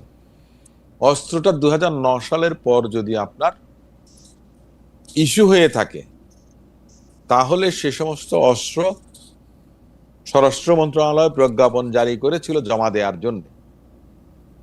হাজার হাজার অস্ত্র কিন্তু অবৈধ হয়ে গেছে, অস্ত্র অবৈধ হয়ে গেছে, কারণ জমাটা পড়েনি। যে পরিমাণ অস্ত্র আপনার 2009 সালের পর ইস্যু হয়েছে, আপনি এই প্রসঙ্গটা তুলেছেন, খুব ভালো করেছেন। আমি একটা কথা বলি, হাজার হাজার লক্ষ লক্ষ অস্ত্র এখনো অবৈধভাবে বাংলাদেশে রয়ে গেছে। কিন্তু আমাদের জন্য একটু এই আইনের বিষয়টা যদি একটু বলতেন, যে আমরা লেথাল উইপন ব্যবহার করতে গেলে কি কোনো স্পেশাল ইনস্ট্রাকশনের দরকার হয়? আমরা দেখেছি যে পুলিশ বা সেনাবাহিনী গোপালগঞ্জে লেথাল উইপন ব্যবহার করেছে একটু আগে থেকে। আইনের আপনার একটা রিজনেবল ডিফেন্স বলে একটা কথা আছে। আপনার জীবন যখন আপনি প্রাণহানির শঙ্কা করেন, আপনার তাহলে সেক্ষেত্রে আপনি প্রাণহানিও ঘটাতে পারেন, ওকে। এটাও কিন্তু আছে। এখন কিন্তু কথাটা হচ্ছে কয়েকদিন যে আগে আপনি আমরা গুলি দেখলাম যে করলেন। সাবেক প্রধানমন্ত্রী শেখ জি। হাসিনা বিবিসির লেথাল উইপন ইউজ করতে বলতেছেন, সেটা কি প্রধানমন্ত্রীর তরফ উনি থেকে বলতে না না হয়? প্রধানমন্ত্রীর তরফ থেকে বলতে হয় নাকি না, এমনি সেটা এমনি হচ্ছে যে যখন আক্রান্ত তখনই করতে পারে এটা? না, উনি বলেছেন যেখানেই দেখবা সেইখানেই মারবা। আচ্ছা, ওটা ছিল ওনার সার্ভাইভাল অফ দ্য ফিটেস্ট। ওটা Okay. আপনার ডিফেন্সের কোনো বিষয় ছিল না, ওইটা ডিফেন্সের বিষয় ওটা ছিল না। আপনার অ্যাট্রোসিটি ছিল। ওটা একটা অ্যাট্রোসিটি ছিল। উনি যে অর্ডারটা দিয়েছেন ওটা অ্যাট্রোসিটি। ওনার আর তো মনে করেন গতকাল যে গোপালগঞ্জেরটা, conviction। আর গতকাল গোপালগঞ্জেরটা না, দেখেন গোপালগঞ্জের বিষয়টা তো আপনারা আপনাদের সংবাদ মাধ্যমের মধ্য দিয়েই কিন্তু আপনারা লাইভ করেছেন অনেকে, জি। আমরা সেখানে দেখেছি যে আগ্নেয়াস্ত্র হাতে যারা এসছেন। এনসিপি তো আমি একটা কথা বলি, এনসিপির কিন্তু রাইট আছে, তাদের লফুল যে অধিকারটা যেটা সেটা তাদের আছে, যে কোনো জায়গায় তারা সমাবেশ করতে পারবে। কথাটা হচ্ছে যে সময় উপযোগী কিনা বা অ্যাভয়েড করতে পারতাম কিনা, কিংবা রাষ্ট্র আগে তাদের সিকিউরিটি এনশিওর করতে না না পারতেন অসীম কিনা, ভাই, আমি যে কিংবা জায়গাটা অসীম ভাই, আমি যে জায়গাটা জি। বুঝতে চাইতেছি সেই জায়গাটা জি। হইতেছে যে এই যে গোপালগঞ্জে অবৈধ অস্ত্র আমি দেখতে পাচ্ছি, তখন যে আমি লিথাল উইপন ইউজ করলাম, শুট টু কিল করলাম, সেইটার ক্ষেত্রে সরকারের মানে যে তিনজন খুব বসে থেকে সেগুলি মনিটর করতেছেন, তিন উপদেষ্টা নাকি ডক্টর মোহাম্মদ ইউনূস, তারা এই অর্ডারটা দিয়েছিলেন না তারা নিজের থেকে করেছেন? আপনার কাছে কি মনে হয়? আমরা তো জানি না, এটা তো মনে করেন যে অর্ডারটা কি দেয়া লাগে? দেয়া তো লাগে তাই না, না? দেয়া তো লাগে না। আর্মি না আমি আর্মি দেয়া তখন লাগে ম্যাজিস্ট্রেসি না, এই ক্ষেত্রে দেয়া লাগে না। আর্মির উপরে ম্যাজিস্ট্রেসি পাওয়ার আছে। ওকে। এমনকি পুলিশ, আমিও পারি, আমার যদি বৈধ অস্ত্র থাকে, আমাকে যদি কেউ অবৈধ অস্ত্র নিয়ে গুলি বর্ষণ করে, আমি নিঃসন্দেহ আমার আগ্নেয়াস্ত্র চালানোর জন্য তার মানে তাহলে আমি কি জন্য লাইসেন্স আচ্ছা দিলাম ভাই? ঠিক আছে, তাহলে আমি প্রশ্নটা বছরে 3 লাখ টাকা করে ইনকাম ট্যাক্স কেন দিব? তাহলে প্রশ্নটা অবশ্যই আমি একটু উল্টা জায়গা থেকে করি। সেইটা হচ্ছে জি। আর্মি গুলি করতেছে, লোক মারা যেতেছে, অনেক না, 4 জন 3 জন, কেউ বলে থাকেন যে আরো 2-1 জন বেশি হয়তো আহত হয়ে থাকতে পারেন। সেই ক্ষেত্রে উপদেষ্টারা যখন তারা এটা দেখতেছিলেন তখন তারা মনে করছেন যে কাজটা ঠিকই আছে, মানে তারা তো এটা বন্ধ করতে বলেন নাই। দেখেন, কারো তো বলার দরকার না যে বন্ধ করেন কিংবা কন্টিনিউ করেন। তাহলে তো 3 জন বা 4 জন, তাহলে হতো তারা না, মনিটরিং 300 করে বা কি 400 করতেছিলেন? হতে পারে, তাহলে তারা মনিটরিং করে কি 300 করতেছিলেন? বা 400 হতে পারে। রাইট, তারা মনিটরিংটা কি ওনাদের করতেছিলেন? ওনাদের একটা দায়বদ্ধতা আমি যতটুকু বুঝি সেটা হচ্ছে যে ওনাদের লোকজনদেরকে এখন অনেকে ট্রল করেন, হ্যাঁ, কি শাপলা না এপিসি, কিন্তু মানে শাপলা না ট্যাঙ্ক। না কিন্তু কিন্তু মানেটা অসীম ভাই, কি? কিন্তু অসীম ভাই, নিরাপদে আমি তাদেরকে ফৌজদারি যেন কার্যবিধি, নিয়ে অসীম আসতে ভাই, পারে। আমি ফৌজদারি কার্যবিধি যতটুকু আপনি তো বুঝি, ম্যাজিস্ট্রেট ছিলেন, আমি ফৌজদারি আপনি তো কার্যবিধি যতটুকু ম্যাজিস্ট্রেট বুঝি, ছিলেন। আমি যদি ফৌজদারি কার্যবিধি যতটুকু বুঝি, মাঠে যেটা হইতেছে সেইটা একজন স্বরাষ্ট্র উপদেষ্টা তার আরো 2 জন উপদেষ্টা নিয়ে মনিটর করবেন, দ্যাট অ্যালার্মস এ বেল। এর সাংঘাতিক রকমের ঘন্টা। কিন্তু আপনি কিন্তু কোর্টে এইটাকে আপনি মানে পার করতে পারবেন না, কিন্তু যদি বাংলাদেশে কোনোদিন ন্যায় বিচার হয় আপনি এটা করতে পারেন না। এবং এটা আপনি নাম দিতে পারেন না যে আপনি মনিটর করতেছেন, আপনি খোঁজ রাখতে পারেন, আপনি নাম দিতে পারেন না। আপনি একজন প্রথিতযশা ফৌজদারি লয়ার, আপনি জানেন যে তাহলে এটারে কি মিন হয় সেটা তো আপনি বুঝতে পারতেছেন। মানে আমি কি এটা ভিডিও গেম দেখতেছি? আমি এখানে বৈশা বৈশা ওরে কোমুক গুলি কর অথবা গুলি করিস না। না এখন দেখেন, ক্যান দে ডু এটা দ্যাট? নিয়ে তো মানে আপনি আমারে বলেন, ক্যান দে ডু দ্যাট? না, এই বিষয়টা আমি আসলে মনে করেন যে আমার মন্তব্য করার খুব একটা বেশি কিছু নাই। এটা মানে কিভাবে আমি বলবো, আমি আসলে আমার নিজের আমি একটু মাসুদ ভাইয়ের কাছে যাই। মাসুদ ভাই, আপনার কাছে কি মনে হয় এইটা কি হয়? মানে ফৌজদারি কার্যবিধি অনুসারে পুলিশ প্রশাসন ম্যাজিস্ট্রেট এদের কি স্পেসিফিক দায়িত্ব এই কারণে দেওয়া হয় যে ওই মুহূর্তের আইন শৃঙ্খলা পরিস্থিতি যেটা যেরকমই হোক তারা সিদ্ধান্ত নেবে, তারা এটার মধ্যে এটা করবে। এইটার ক্ষেত্রে 3 জন এখানে বৈশা বৈশা অনেকগুলি স্ক্রিন দিয়ে 3 জন উপদেষ্টা, স্বরাষ্ট্র উপদেষ্টা সহ এটা দেখতেছেন, এটা যদি লট পয়েন্ট আপনি কোশ্চেন করেন কোর্টে, তাহলে এটার অবস্থাটা কি হবে? আপনি কোনোভাবে এটা জাস্টিফাই করতে পারবেন? মাসুদ ভাই, আপনি যদি একটু আমাদেরকে আলো দেখাইতেন। আলো হচ্ছে এখানে যে এটা অত্যন্ত দুর্ভাগ্যজনক, যেখানে আমি দেখতে পাচ্ছি যে আমার মাঠে যারা ক্রিমিনালস তারা আগ্নেয়াস্ত্র ব্যবহার করছে এবং সেটা একদম সাধারণ নাগরিকের উপরে তারা প্রয়োগ করছে। খুব স্বাভাবিক যে মানে আইনের তো আইন কিসের জন্য? আইন তো জনগণের জন্য, মানুষের জন্য তো আইন। আইনের জন্য তো মানুষ না, এই কথাটা তো আইনে বলা আছে বা আইনের একটা আমরা এসে বলে থাকি আর কি। তো যখন আমার নাগরিক বাঁচবে না, নাগরিক নিরাপদ থাকবে না, তখন আমার এই রুলস মানতে গিয়ে আমি ওই একটা উদাহরণ মাঝে মধ্যে বলি যে মানে প্রেসিডেন্ট যাবে হরিণ শিকারে, তো উজিরকে বলা আছে যে তোমার এই এই কাজগুলো করতে হবে আর কি।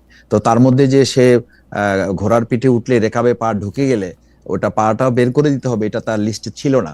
তো যখন পা ঢুকে গেছে সে খুব চিৎকার করতেছে, উজিরকে বলতেছে এটা খুলে দাও খুলে দাও। সে বলছে যে স্যার ঠিক আছে, আমি একটু লিস্টটা দেখে আসি যে আপনি যে কাজ দিয়েছিলেন তার মধ্যে আপনার রেকাবে পা ঢুকে গেলে ওটা বের করার দায়িত্ব আমার আছে কিনা।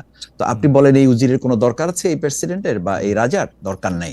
তো আপনি যখন বাঁচবেন না বা আমার নাগরিক যখন হুমকির মুখে পড়ে, তখন সকল আইনের ঊর্ধ্বে গিয়ে তো এটা দায়িত্ব হয়ে যায়, তখন ওখানে যারা ফোর্স থাকেন তারা নাগরিককে বাঁচাবার প্রশ্নে যা করা দরকার সেটা তারা করবেন। ওখানে তো উচ্চপদস্থ একটা আছে, কমিটি থাকে, তাদের তো একটা ক্যাডার সিস্টেম তাদের তো আছে, যে অমুকে হলে অমুক, তারপরে হলো অমুক, এই ডিসিশনটা তিনি নিতে পারবেন, এসপি নিতে পারবেন, ডিসি বলতে পারবেন।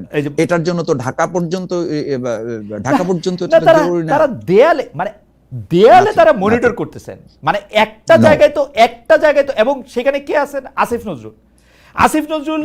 ডক্টর আসিফ নজরুল কি এইটা জানেন না যে তিনি এটা করতে পারেন না? করলেও এটা প্রকাশ্যে করতে পারেন না, এবং বৈশা এখানে একটা মানে সিস্টেম করে এটা করতে পারেন না। এটা তো ওনার একটু আইন কানুন তো ওনার জানা থাকতে পারার কথা। আছেন কে? স্বরাষ্ট্রমন্ত্রী, স্বরাষ্ট্র উপদেষ্টা, উনি এটা জানেন না। আমি মানলাম অসীম ভাইয়ের কথা শুই না যে আসিফ মাহমুদ, সজীব ভুঁইয়া এগুলি বোঝেন না, ওরা দুজন তো বোঝেন। এটা কিরকম? আচ্ছা যাই হোক, মাসুদ ভাই এটা নিয়ে আর কথা বলতে চাই না। আপনি তখন কবেন যে উপদেষ্টাদের পারলে জিগায়ও, ওদেরকে কেন জিগা, উপদেষ্টাদের জিগাবো যদি পারি। আমার কাছে মনে হয় যে সব কিছুর পিছনে এই যে সবাই যদি জিজ্ঞেস করতে পারতাম তাহলে ভালো হইতো। আপনাদের জিজ্ঞেস করি, আপনাদের এই জিজ্ঞাসা আমি আপনি না করলে জনগণ জিজ্ঞেস করবে না। মুশকিল কি মাসুদ ভাই জানেন? ধরেন আমি জিজ্ঞেস করতেছি, আমাকে হঠাৎ করে এনসিপির বিপক্ষে আওয়ামী লীগের দালাল, চর, সালমান এফ রহমানের কেশিয়ার ইত্যাদি ইত্যাদি ইত্যাদি বানায় ফেলবে, মানে কথাই তো কওয়া যায় না এখন। যাই হোক, হাওয়েভার কন, আপনারা আরো বেশি করে বলেন। আমার ঘটনা হইলো যে এই প্রশ্নটা একটু অসীম ভাই, আমি শেষ প্রসঙ্গে একটু আসতে চাই, কিন্তু এইটা বলার পরে আমি একটু মাসুদ ভাইকেও আমি এটা নিয়ে আপনি জানতে চাইবো যে আপনাদের একজন প্রথম সারির নেতা অসীম ভাই যে সরাসরি বলেছেন জামায়াতের সঙ্গে কোনো জোট হবে না, তবে এনসিপির জন্য বিএনপির দরজা খোলা থাকবে। 1991 সালে আপনারা জামায়াতের সহযোগিতায় বিএনপি সরকার গঠনের সুযোগ পেয়েছিল। 2001 সালে সরাসরি জোটবদ্ধ ছিলেন আপনারা, বহুবার জামাতের সাথে আপনারা ছিলেন। এইবার আপনারা এই ঘোষণা দিচ্ছেন জামায়াতের সঙ্গে কোনো জোট হবে না, এনসিপির জন্য দরজা খোলা।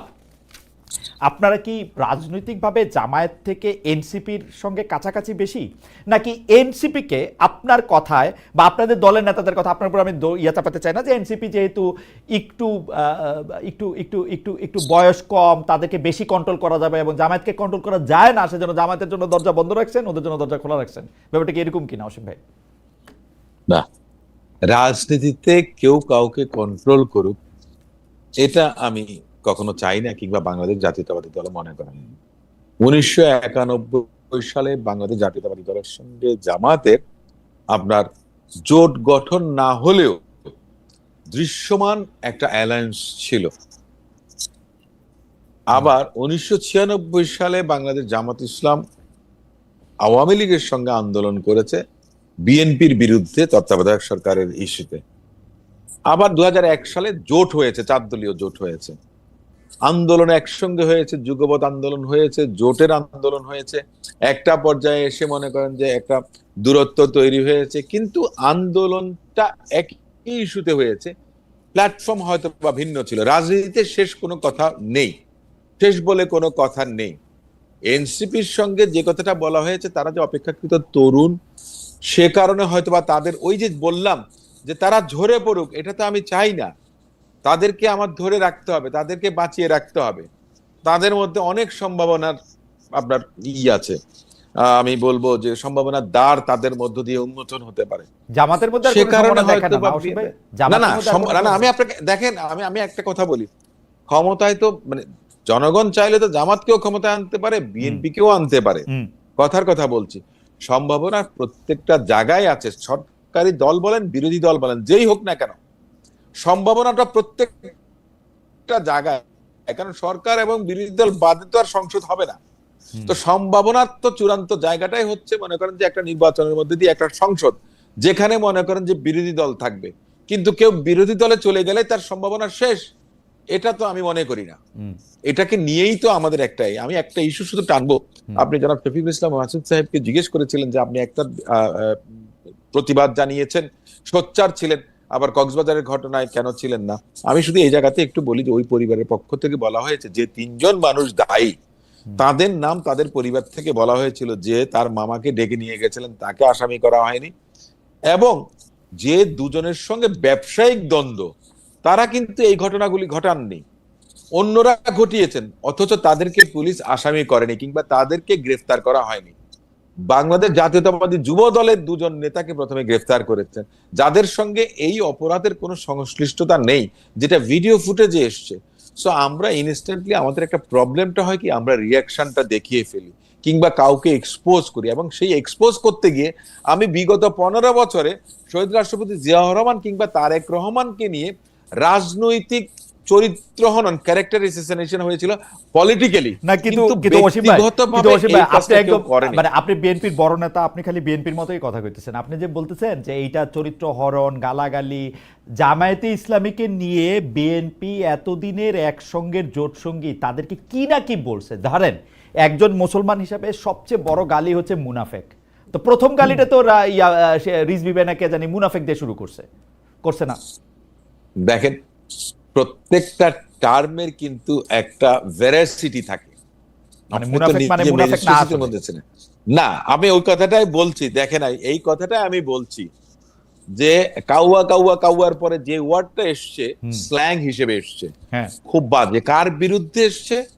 যে এই মানুষটা 15-16 বছর নির্যাতনের শিকার, মজলুমদের প্রথম সারির জামাত ইসলামী করছে না এনসিপি করছে? আপনারা কি কাউকে পাইছেন? আমি বলছি, দেখেন আপনি এই পরিস্থিতি তৈরি করে দিয়েছেন, এটা তো আওয়ামী লীগও করে থাকে। আমি আপনাকে বলি না, এই কারণে আমি বলছি সেটা আওয়ামী লীগও করে থাকতে পারে, অন্য যে কেউ করে থাকতে পারে, কিন্তু সেটাকে আপনার প্রোটেস্ট করার দায়িত্বটা তাহলে কাদের? আচ্ছা, যে রাজনীতি যারা মনে করেন যে ফেসিস্টের বিরুদ্ধে যারা রাজনীতিটা করেছে, তাদের তাহলে এই বিষয়টা আসা উচিত ছিল, তাদের থেকে আসা উচিত ছিল। কিন্তু তারা কি করেছেন? উস্কে দিয়েছেন সুবিধাটা নেয়ার জন্য। আপনি এই কাজটা করে দেখেন, খালেদ ভাই, আমি আপনাকে 2টা গালি দিয়ে কিন্তু খালেদ মহিউদ্দিন যে জায়গায় চলে গেছে, খালেদ মহিউদ্দিনকে টেনে নামাতে পারবো না, আপনি আমাকে টেনে নামাতে পারবেন না। বিএনপি আমার যদি এমপি নমিনেশন নাও দেয়, আমি মনে করেন যে উকিল, আমি উকিল হিসেবে আমি আসি। না না, সেটা অসুবিধা নাই, সেটা অসুবিধা নাই। টেনে নামানোর সুযোগ নাই। শফিকুল ইসলাম মাসুদকে কেউ টেনে নামাতে পারবেন না। যে জায়গায় চলে গেছেন সে জায়গাতে থাকবেন, প্রয়োজনে বরং উপরের দিকে যাবেন। আচ্ছা, কিছু কিছু বিষয় থাকে বাস্তব, যেটা মানতেই হবে। অসীম ভাই, ইউনিভার্সিটিতে আমরা মানে আমি আপনাকে দেখছি, যদিও আলাদা দল করতাম কিন্তু, এবং প্রতিপক্ষের ভূমিকাও ছিলাম, কিন্তু আপনাকে দেখা হয়েছে। শফিকুল ইসলাম মাসুদ ভাইরে বেশি দেখি নাই। মাসুদ ভাই বোধহয় আমাদের চেয়ে একটু বয়সে ছোট হবেন, কিন্তু আমাদের দর্শকরা একটি প্রশ্ন করেছেন, উনি তো ডাক্তার মানুষ, জি জি জি, আমাদের থেকে বেশি ব্রেইনি ছিলেন। না অবশ্যই অবশ্যই অবশ্যই, সেইটা তো। কিন্তু মাসুদ ভাইকে নিয়ে আমাদের দর্শকের অনেক প্রশ্ন। একটা পয়রা শোনাই অসীম ভাই, তাহলে বুঝবেন মাসুদ ভাই এটা যদি একটু রেসপন্ড করতেন।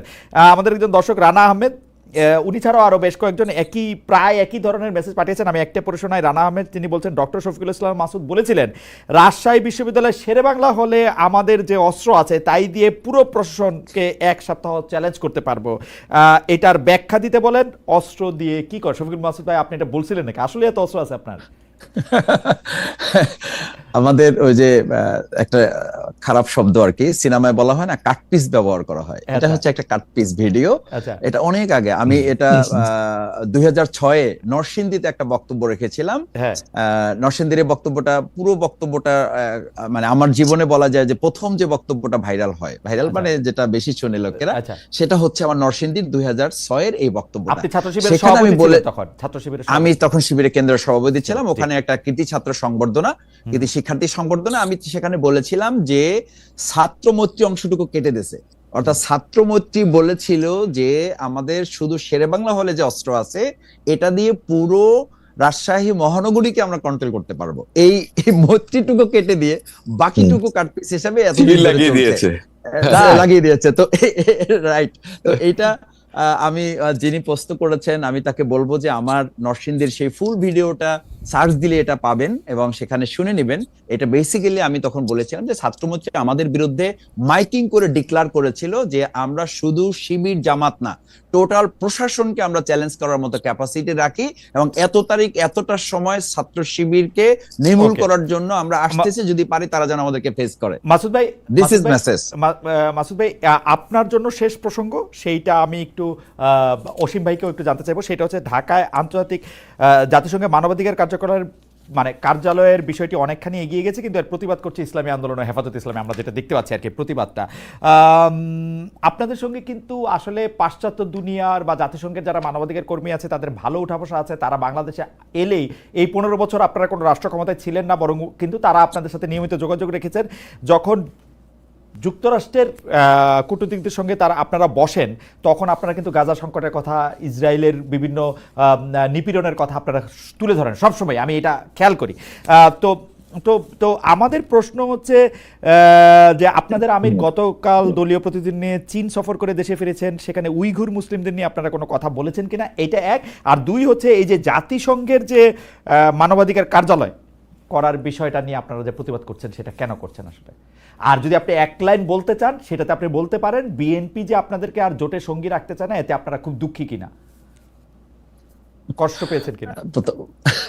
প্রথম কথা হচ্ছে যে জামাত ইসলামী তো এখনো পর্যন্ত কারো কাছে কোনো অ্যাপ্লিকেশন করেছে বলে আমার জানা নাই যে আমরা আপনাদের সাথে জোটে যেতে চাই, না হলে তো আমাদের অস্তিত্ব বিলীন প্রায়। আমি ঠিক জামাতের কেন্দ্রের সেন্ট্রাল ওয়ার্কিং কমিটিতে আছি, মহানগরীর সেক্রেটারি হিসেবে আছি, একজন ক্ষুদ্র কর্মী হিসেবে আমার জানা নেই যে এরকম কোথাও কোনো অ্যাপ্লিকেশন বা আবদার আমরা করেছি। সুতরাং রিজেক্ট করার তো প্রশ্ন আসবে তখন যখন আপনি আবদার করবেন। আমরা এরকম আবদার লিখিতভাবে মৌখিকভাবে কোথাও করে নাই। এমনি মানে আপনারা কষ্ট পাইছেন কিনা? না মানে নাকি খুশি হয়েছেন? না খুশি হয়েছেন এটাও বলেন যে বিএনপি কেসে আমরা খুশি হয়েছি। খালেদা, কেউ যখন বলে যে মানে আমার বউ তালাক হয় নাই, তার মানে কি? তার মানে হলো বিয়ে হয়েছে আর কি। তো আপনি আমাকে যখন বলেন যে আপনি আমাকে নেবেন না, তার মানে বুঝায় না যে আমি কোথাও একটা আবদার এরকম কোন আবদার করে নাই, জামাত ইসলামী আর কোন আবদার করে নাই। সুতরাং এইটা একটা মানে এটা একটা অহেতুক বক্তব্যই বলবো আমি। উনি অত্যন্ত সিনিয়র লিডার। আমি আপনাকে বলি যে আমি ওনার কাছাকাছি একজন নেতাকে কটকশোর মানে অফ দ্য রেকর্ড আমি ওনাকে জিজ্ঞেস করেছিলাম যে উনি এই প্রসঙ্গটা না আনলে ভালো হতো না। আমি নাম বলছি না, উনি খুব বিরক্তির সাথে বলেছেন যে মাসুদ ভাই এগুলো ঠিক জানি না যে আমরা জাতীয় রাজনীতিতে কখন কোন কথাটা কি জন্য বলতে হবে, এবং আমরা যখন একটা জাতীয় রূপরেখা নিয়ে কাজ করছি তখন এটা খুবই উদ্ভট একটা কথা, এই শব্দটাই তিনি ব্যবহার করেছেন। আমি ব্যক্তিগতভাবে আপনি জানতে চাইলে আপনাকে আমি জানাবো। সো এটা একেবারে অপ্রাসঙ্গিক একটা বিষয়। আপনি কোন একটা দলের ব্যাপারে কথা বলবেন, আমার মনে হয় এটা পরিষ্কার। সেই জায়গাটা আমাদের বোধহয় সতর্ক হওয়া দরকার। আমরা যারা জাতীয় রাজনীতিতে কাজ করি, আমাদের কথা বলা, আমাদের কোনো জনগণের কোনো প্রেজেন্টেশন, কোনো অ্যাপ্রোচ, এগুলোর ব্যাপারে আমি দুর্বল মানুষ। আমি মনে করি যে আমাদেরও, আমি সহ আমাদের সবাইকে সতর্কতা দরকার, যাতে করে রাজনৈতিক বিভেদগুলো না তৈরি হয়ে আমাদের মধ্যে একটা ঐক্য নির্মিত হয়। কারণ জুলাই, আপনি যে আজকে শিরোনাম দিয়েছেন, জুলাই আছে ঐক্য নাই, কিন্তু আমি মনে করি যে আমাদের এখনো হাতে হাত রেখে কাজ করার প্র্যাকটিস আছে। আমাদের এখনো ঐক্যমত কমিশনে ঘন্টার পর ঘন্টা বসে আলোচনা হচ্ছে। এটা বাংলাদেশের ইতিহাসে ভবিষ্যতে আর কখনো আবার হবে কিনা এটা নিয়ে আমি সন্দিহান, বাট এখন হচ্ছে। এরপরে আপনি গতকালকে এরকম টান উত্তেজনার মধ্যে, যখন উত্তেজনা বলতে আমি বুঝাচ্ছি যে কিছু বাকযুদ্ধ আমাদের চলছে, এবং এটা আপনারাও বলেন আমরাও বলি যে it is a beauty of democracy, এটা আমাদের গণতন্ত্রের সৌন্দর্য। সেই জায়গায় ছাত্রদল, ছাত্র শিবির, ঢাকা বিশ্ববিদ্যালয় পাশাপাশি রোডে এক সময় একই ইসে তাদের মিছিল চলেছে। আলহামদুলিল্লাহ সেখানে তো কোনো ধরনের সমস্যা হয়নি। সুতরাং এটা আমাদের মতের ভিন্নতার জন্যই তো আমরা এই আন্দোলন সংগ্রাম করে এরকম একটা সুন্দর পরিবেশে নিয়ে আসছি। তো সেই জায়গাটা আমার মনে হয় যে আপনি যেটা শিরোনাম করেছেন, আমার বক্তব্য হচ্ছে জুলাইও আছে, ঐক্য আছে। ঐক্যটার কথা কখন আসে? যখন অনৈক্যের কোশ্চেন আসে। সেই অনৈক্যের কোশ্চেন থাকলেই তো ঐক্যের ব্যাপারটা আমার কাছে আরো বেশি প্রয়োজনীয় হয়। সেই প্রয়োজনীয় জায়গাটা আমরা অ্যানালাইসিস করছি, এবং সেই জায়গাটা আমার মধ্যে আরো সামনের দিকে দৃঢ় হচ্ছে, এবং এটাতে আমার মনে হয় না যে আমরা খুব বড় ধরনের দূরত্বে চলে যাচ্ছি। আমি শেষ প্রসঙ্গে একটু অসীম ভাই আপনার কাছে আসতে চাই। ব্যারিস্টার নাসিরউদ্দিন অসীম, আপনি যেহেতু মানে কি বলবো যে আপনার সাথে আপনাকে বিভিন্ন বিষয়ে প্রশ্ন করা আমার জন্য খুবই আনন্দদায়ক, কারণ আমি আপনাকে লক্ষ্য করি। যেমন ধরেন, আপনি রাজনৈতিক ব্যস্ততার কারণে আইন পেশা ক্ষতিগ্রস্ত হচ্ছে, এমন কারণ দেখি আপনি 6 বছর আগে একবার রাজনীতি থেকে অবসর নিতে পারেন এমন ঘোষণা ফেসবুকে দিয়েছিলেন। কিন্তু এখন আদালতের অঙ্গনের কেউ, কিন্তু আমি আবার বর্তমানে ফিরে আসি, আদালত অঙ্গনের কেউ কেউ এখন এমন অভিযোগ করছেন যে কে কার মামলা পরিচালনা করবে, আদালতকে পরিচালিত হবে, এসব ক্ষেত্রে বিএনপি প্রতি আইনজীবীদের ব্যাপক হস্তক্ষেপ দেখা যাচ্ছে। এমনকি গত 15 বছরে নিয়োগ পাওয়া বিচারকেরা পর্যন্ত নাকি মানসিকভাবে আপনাদের ভয় পাচ্ছে। আপনারা কি 17 বছরের ক্ষতি, মানে আইন যেহেতু একটা ব্যবসা পেশা, 17 বছরের ক্ষতি সুদে আসলে উঠিয়ে নিতে সক্রিয় হয়ে উঠছেন কিনা? আমার শেষ প্রশ্ন। আমি অন্য কারো বিষয়টা তো জানি না, তবে আমার বিষয় নিয়ে কারো কোনো অভিযোগ আছে বলে আমি মনে করি না। তার কারণটা হচ্ছে যে আমি 17 বছর আগেও যেমন ছিলাম এখনো তাই আছে। আমার কোনো পরিবর্তন হয়নি, কোনো পরিবর্তন হয়নি, কিংবা পরিমার্জন করার মতো অবস্থা তৈরি হয়নি। আমি আইনজীবী হিসেবে ছিলাম। এখন দ্বিতীয় যে কথাটা, আপনার যে বিচারকরা কেন আপনার কোনো ধরনের আপনার হয়রানি কিংবা কোনো কিছু মনে করছেন বা আতঙ্কে থাকছেন, সেটা কি আইনজীবীদের জন্য থাকছেন না সরকারের ভূমিকা? মানে আমি আপনাকে কোট করে বলি, এবি পার্টির সেক্রেটারি জেনারেল ব্যারিস্টার ফুয়াদ আমার অনুষ্ঠানে এসেছিলেন। তিনি বলতেছেন যেসব বিচারক আগের রেজিমে নিয়োগ পাওয়া, তারা এক ধরনের মানসিক চাপ থেকে রায় দিতে বাধ্য হচ্ছে না এখন।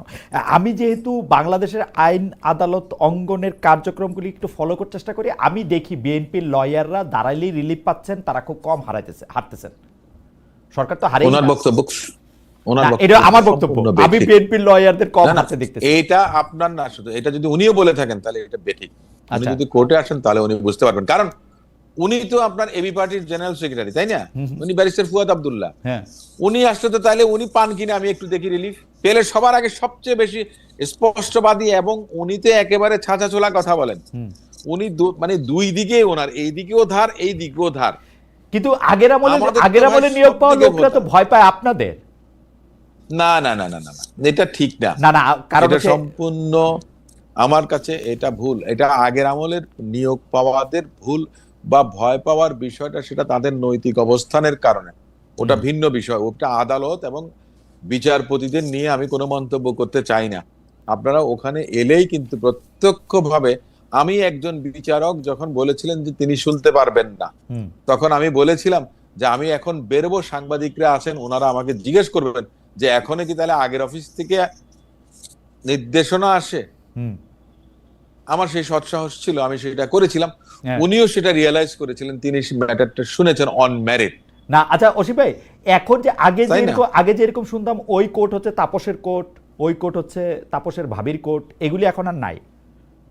আমি মোটেও মনে করি না, কারণ আমি আপনার প্র্যাকটিস করি, রেগুলার প্র্যাকটিস করি। আমার কাছে মনে হয় না, আমি যে কোনো আমাকে আগে তো আমাদের ক্লায়েন্টরা বলতো যে স্যার কোন কোর্টে দেবেন বা কি করবেন, বা জুনিয়ররা জিজ্ঞেস করতেন, আমি বলছি যেখানে ইচ্ছা দাও। ওকে, ঠিক আছে। This is a uniform, this is unified. Asim ভাই আপনাকে অনেক ধন্যবাদ। আমি মাসুদ ভাইয়ের কাছ থেকে 30 সেকেন্ডে জানতে চাইবো যে মাসুদ ভাই, বিচার বিভাগকে আপনি স্বাধীন দেখেন কিনা? মানে আমাদের সর্বশেষ আশ্রয়স্থল তো বিচার বিভাগ। আওয়ামী লীগ আমলে যে কয়টা প্রতিষ্ঠান সবচেয়ে বেশি ক্ষতিগ্রস্ত হয়েছে, সব প্রতিষ্ঠান ধ্বংস হয়েছে, সবচেয়ে বেশি যে ক্ষতিগ্রস্ত হয়েছে সেটাকে আমি বিচার বিভাগ মনে করি। প্রশাসন এবং পুলিশও ক্ষতিগ্রস্ত হয়েছে, নির্বাচন কমিশন সহ অন্যান্য প্রতিষ্ঠানও আসলে কম বেশি ক্ষতিগ্রস্ত হয়েছে, কিন্তু বিচার বিভাগ সবচেয়ে বেশি ক্ষতিগ্রস্ত হয়েছে। এটা হচ্ছে আমার মতামত। এইটা থেকে ব্যাপারটা উদ্ধার হয়েছে কিনা আপনি কি দেখেন? নাকি বিচার বিভাগ খালি জামায়াতের কথা শুনে? 17 বছরে যেভাবে দেশ ধ্বংস করা হয়েছে, বিশেষ করে ইনস্টিটিউশনগুলো, কনস্টিটিউশন ইনস্টিটিউশনগুলো একেবারে ধ্বংসের দ্বার প্রান্তে পৌঁছে দেওয়া হয়েছিল, যেটা এখন আনিসুল হক তিনি নিজেও এগুলো স্বীকৃতি দিচ্ছেন।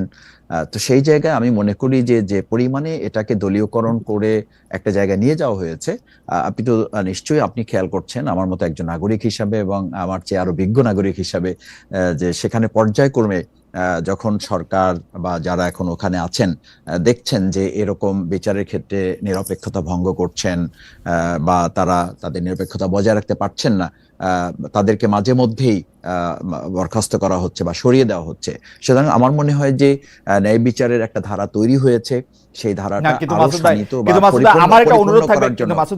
পরিপূর্ণ করার জন্য হয়তো আরো কিছু সময় দিতে হবে। কিন্তু মাসুদ, আমার একটা অনুরোধ থাকবে, আপনি বিষয়টি আরো ভালো করে খেয়াল করবেন, কারণ আমি জেনে বলছি যে কোনো একটি মামলা তার বিরুদ্ধে এই মামলাটি করা হয়েছিল যে দোষর হিসাবে, স্বৈরাচারের বা ফেসিস্টদের দোষর হিসেবে। পরে তার বিরুদ্ধে যথেষ্ট পরিমাণে কেস পাওয়া যায় নাই বলে তাকে যখন জামিন দেওয়া হয়েছে, বিচারক ভয়ে তার বিরুদ্ধে আবার আরেকটি মামলা এন্টারটেইন করতেছেন।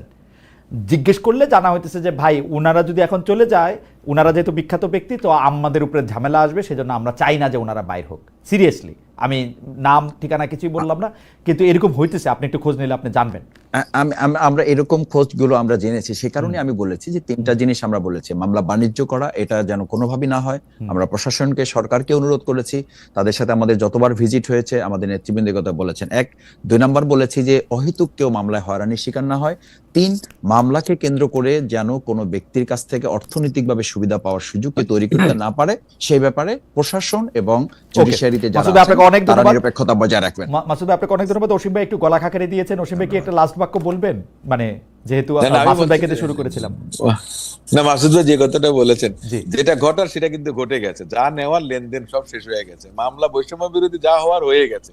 হায় হায়, আপনি তো আবার একটা নতুন, আপনি তো একটা নতুন দিগন্ত উন্মোচন না, করলেন। আমি আপনার না বাস্তবতার কথা বলছি। জি। মূল বাদী আসামি করেছে 28 জনকে, দেখা গেছে 162 জন হয়ে গেছে, কোথাও 300 জন হয়ে গেছে, 400 জন হয়ে গেছে। বিচারকরা কি এখন এগুলো কথাটা এন্টারটেইন হচ্ছে যে করতেছেন? আরেকটা বিচারকরা কি এগুলো বিষয়- এন্টারটেইন করতেছেন? বিচারক তো ইনভেস্টিগেটিং অথরিটি না, বিচারক তো on the face of the record সে না, দেখবেন। অসীম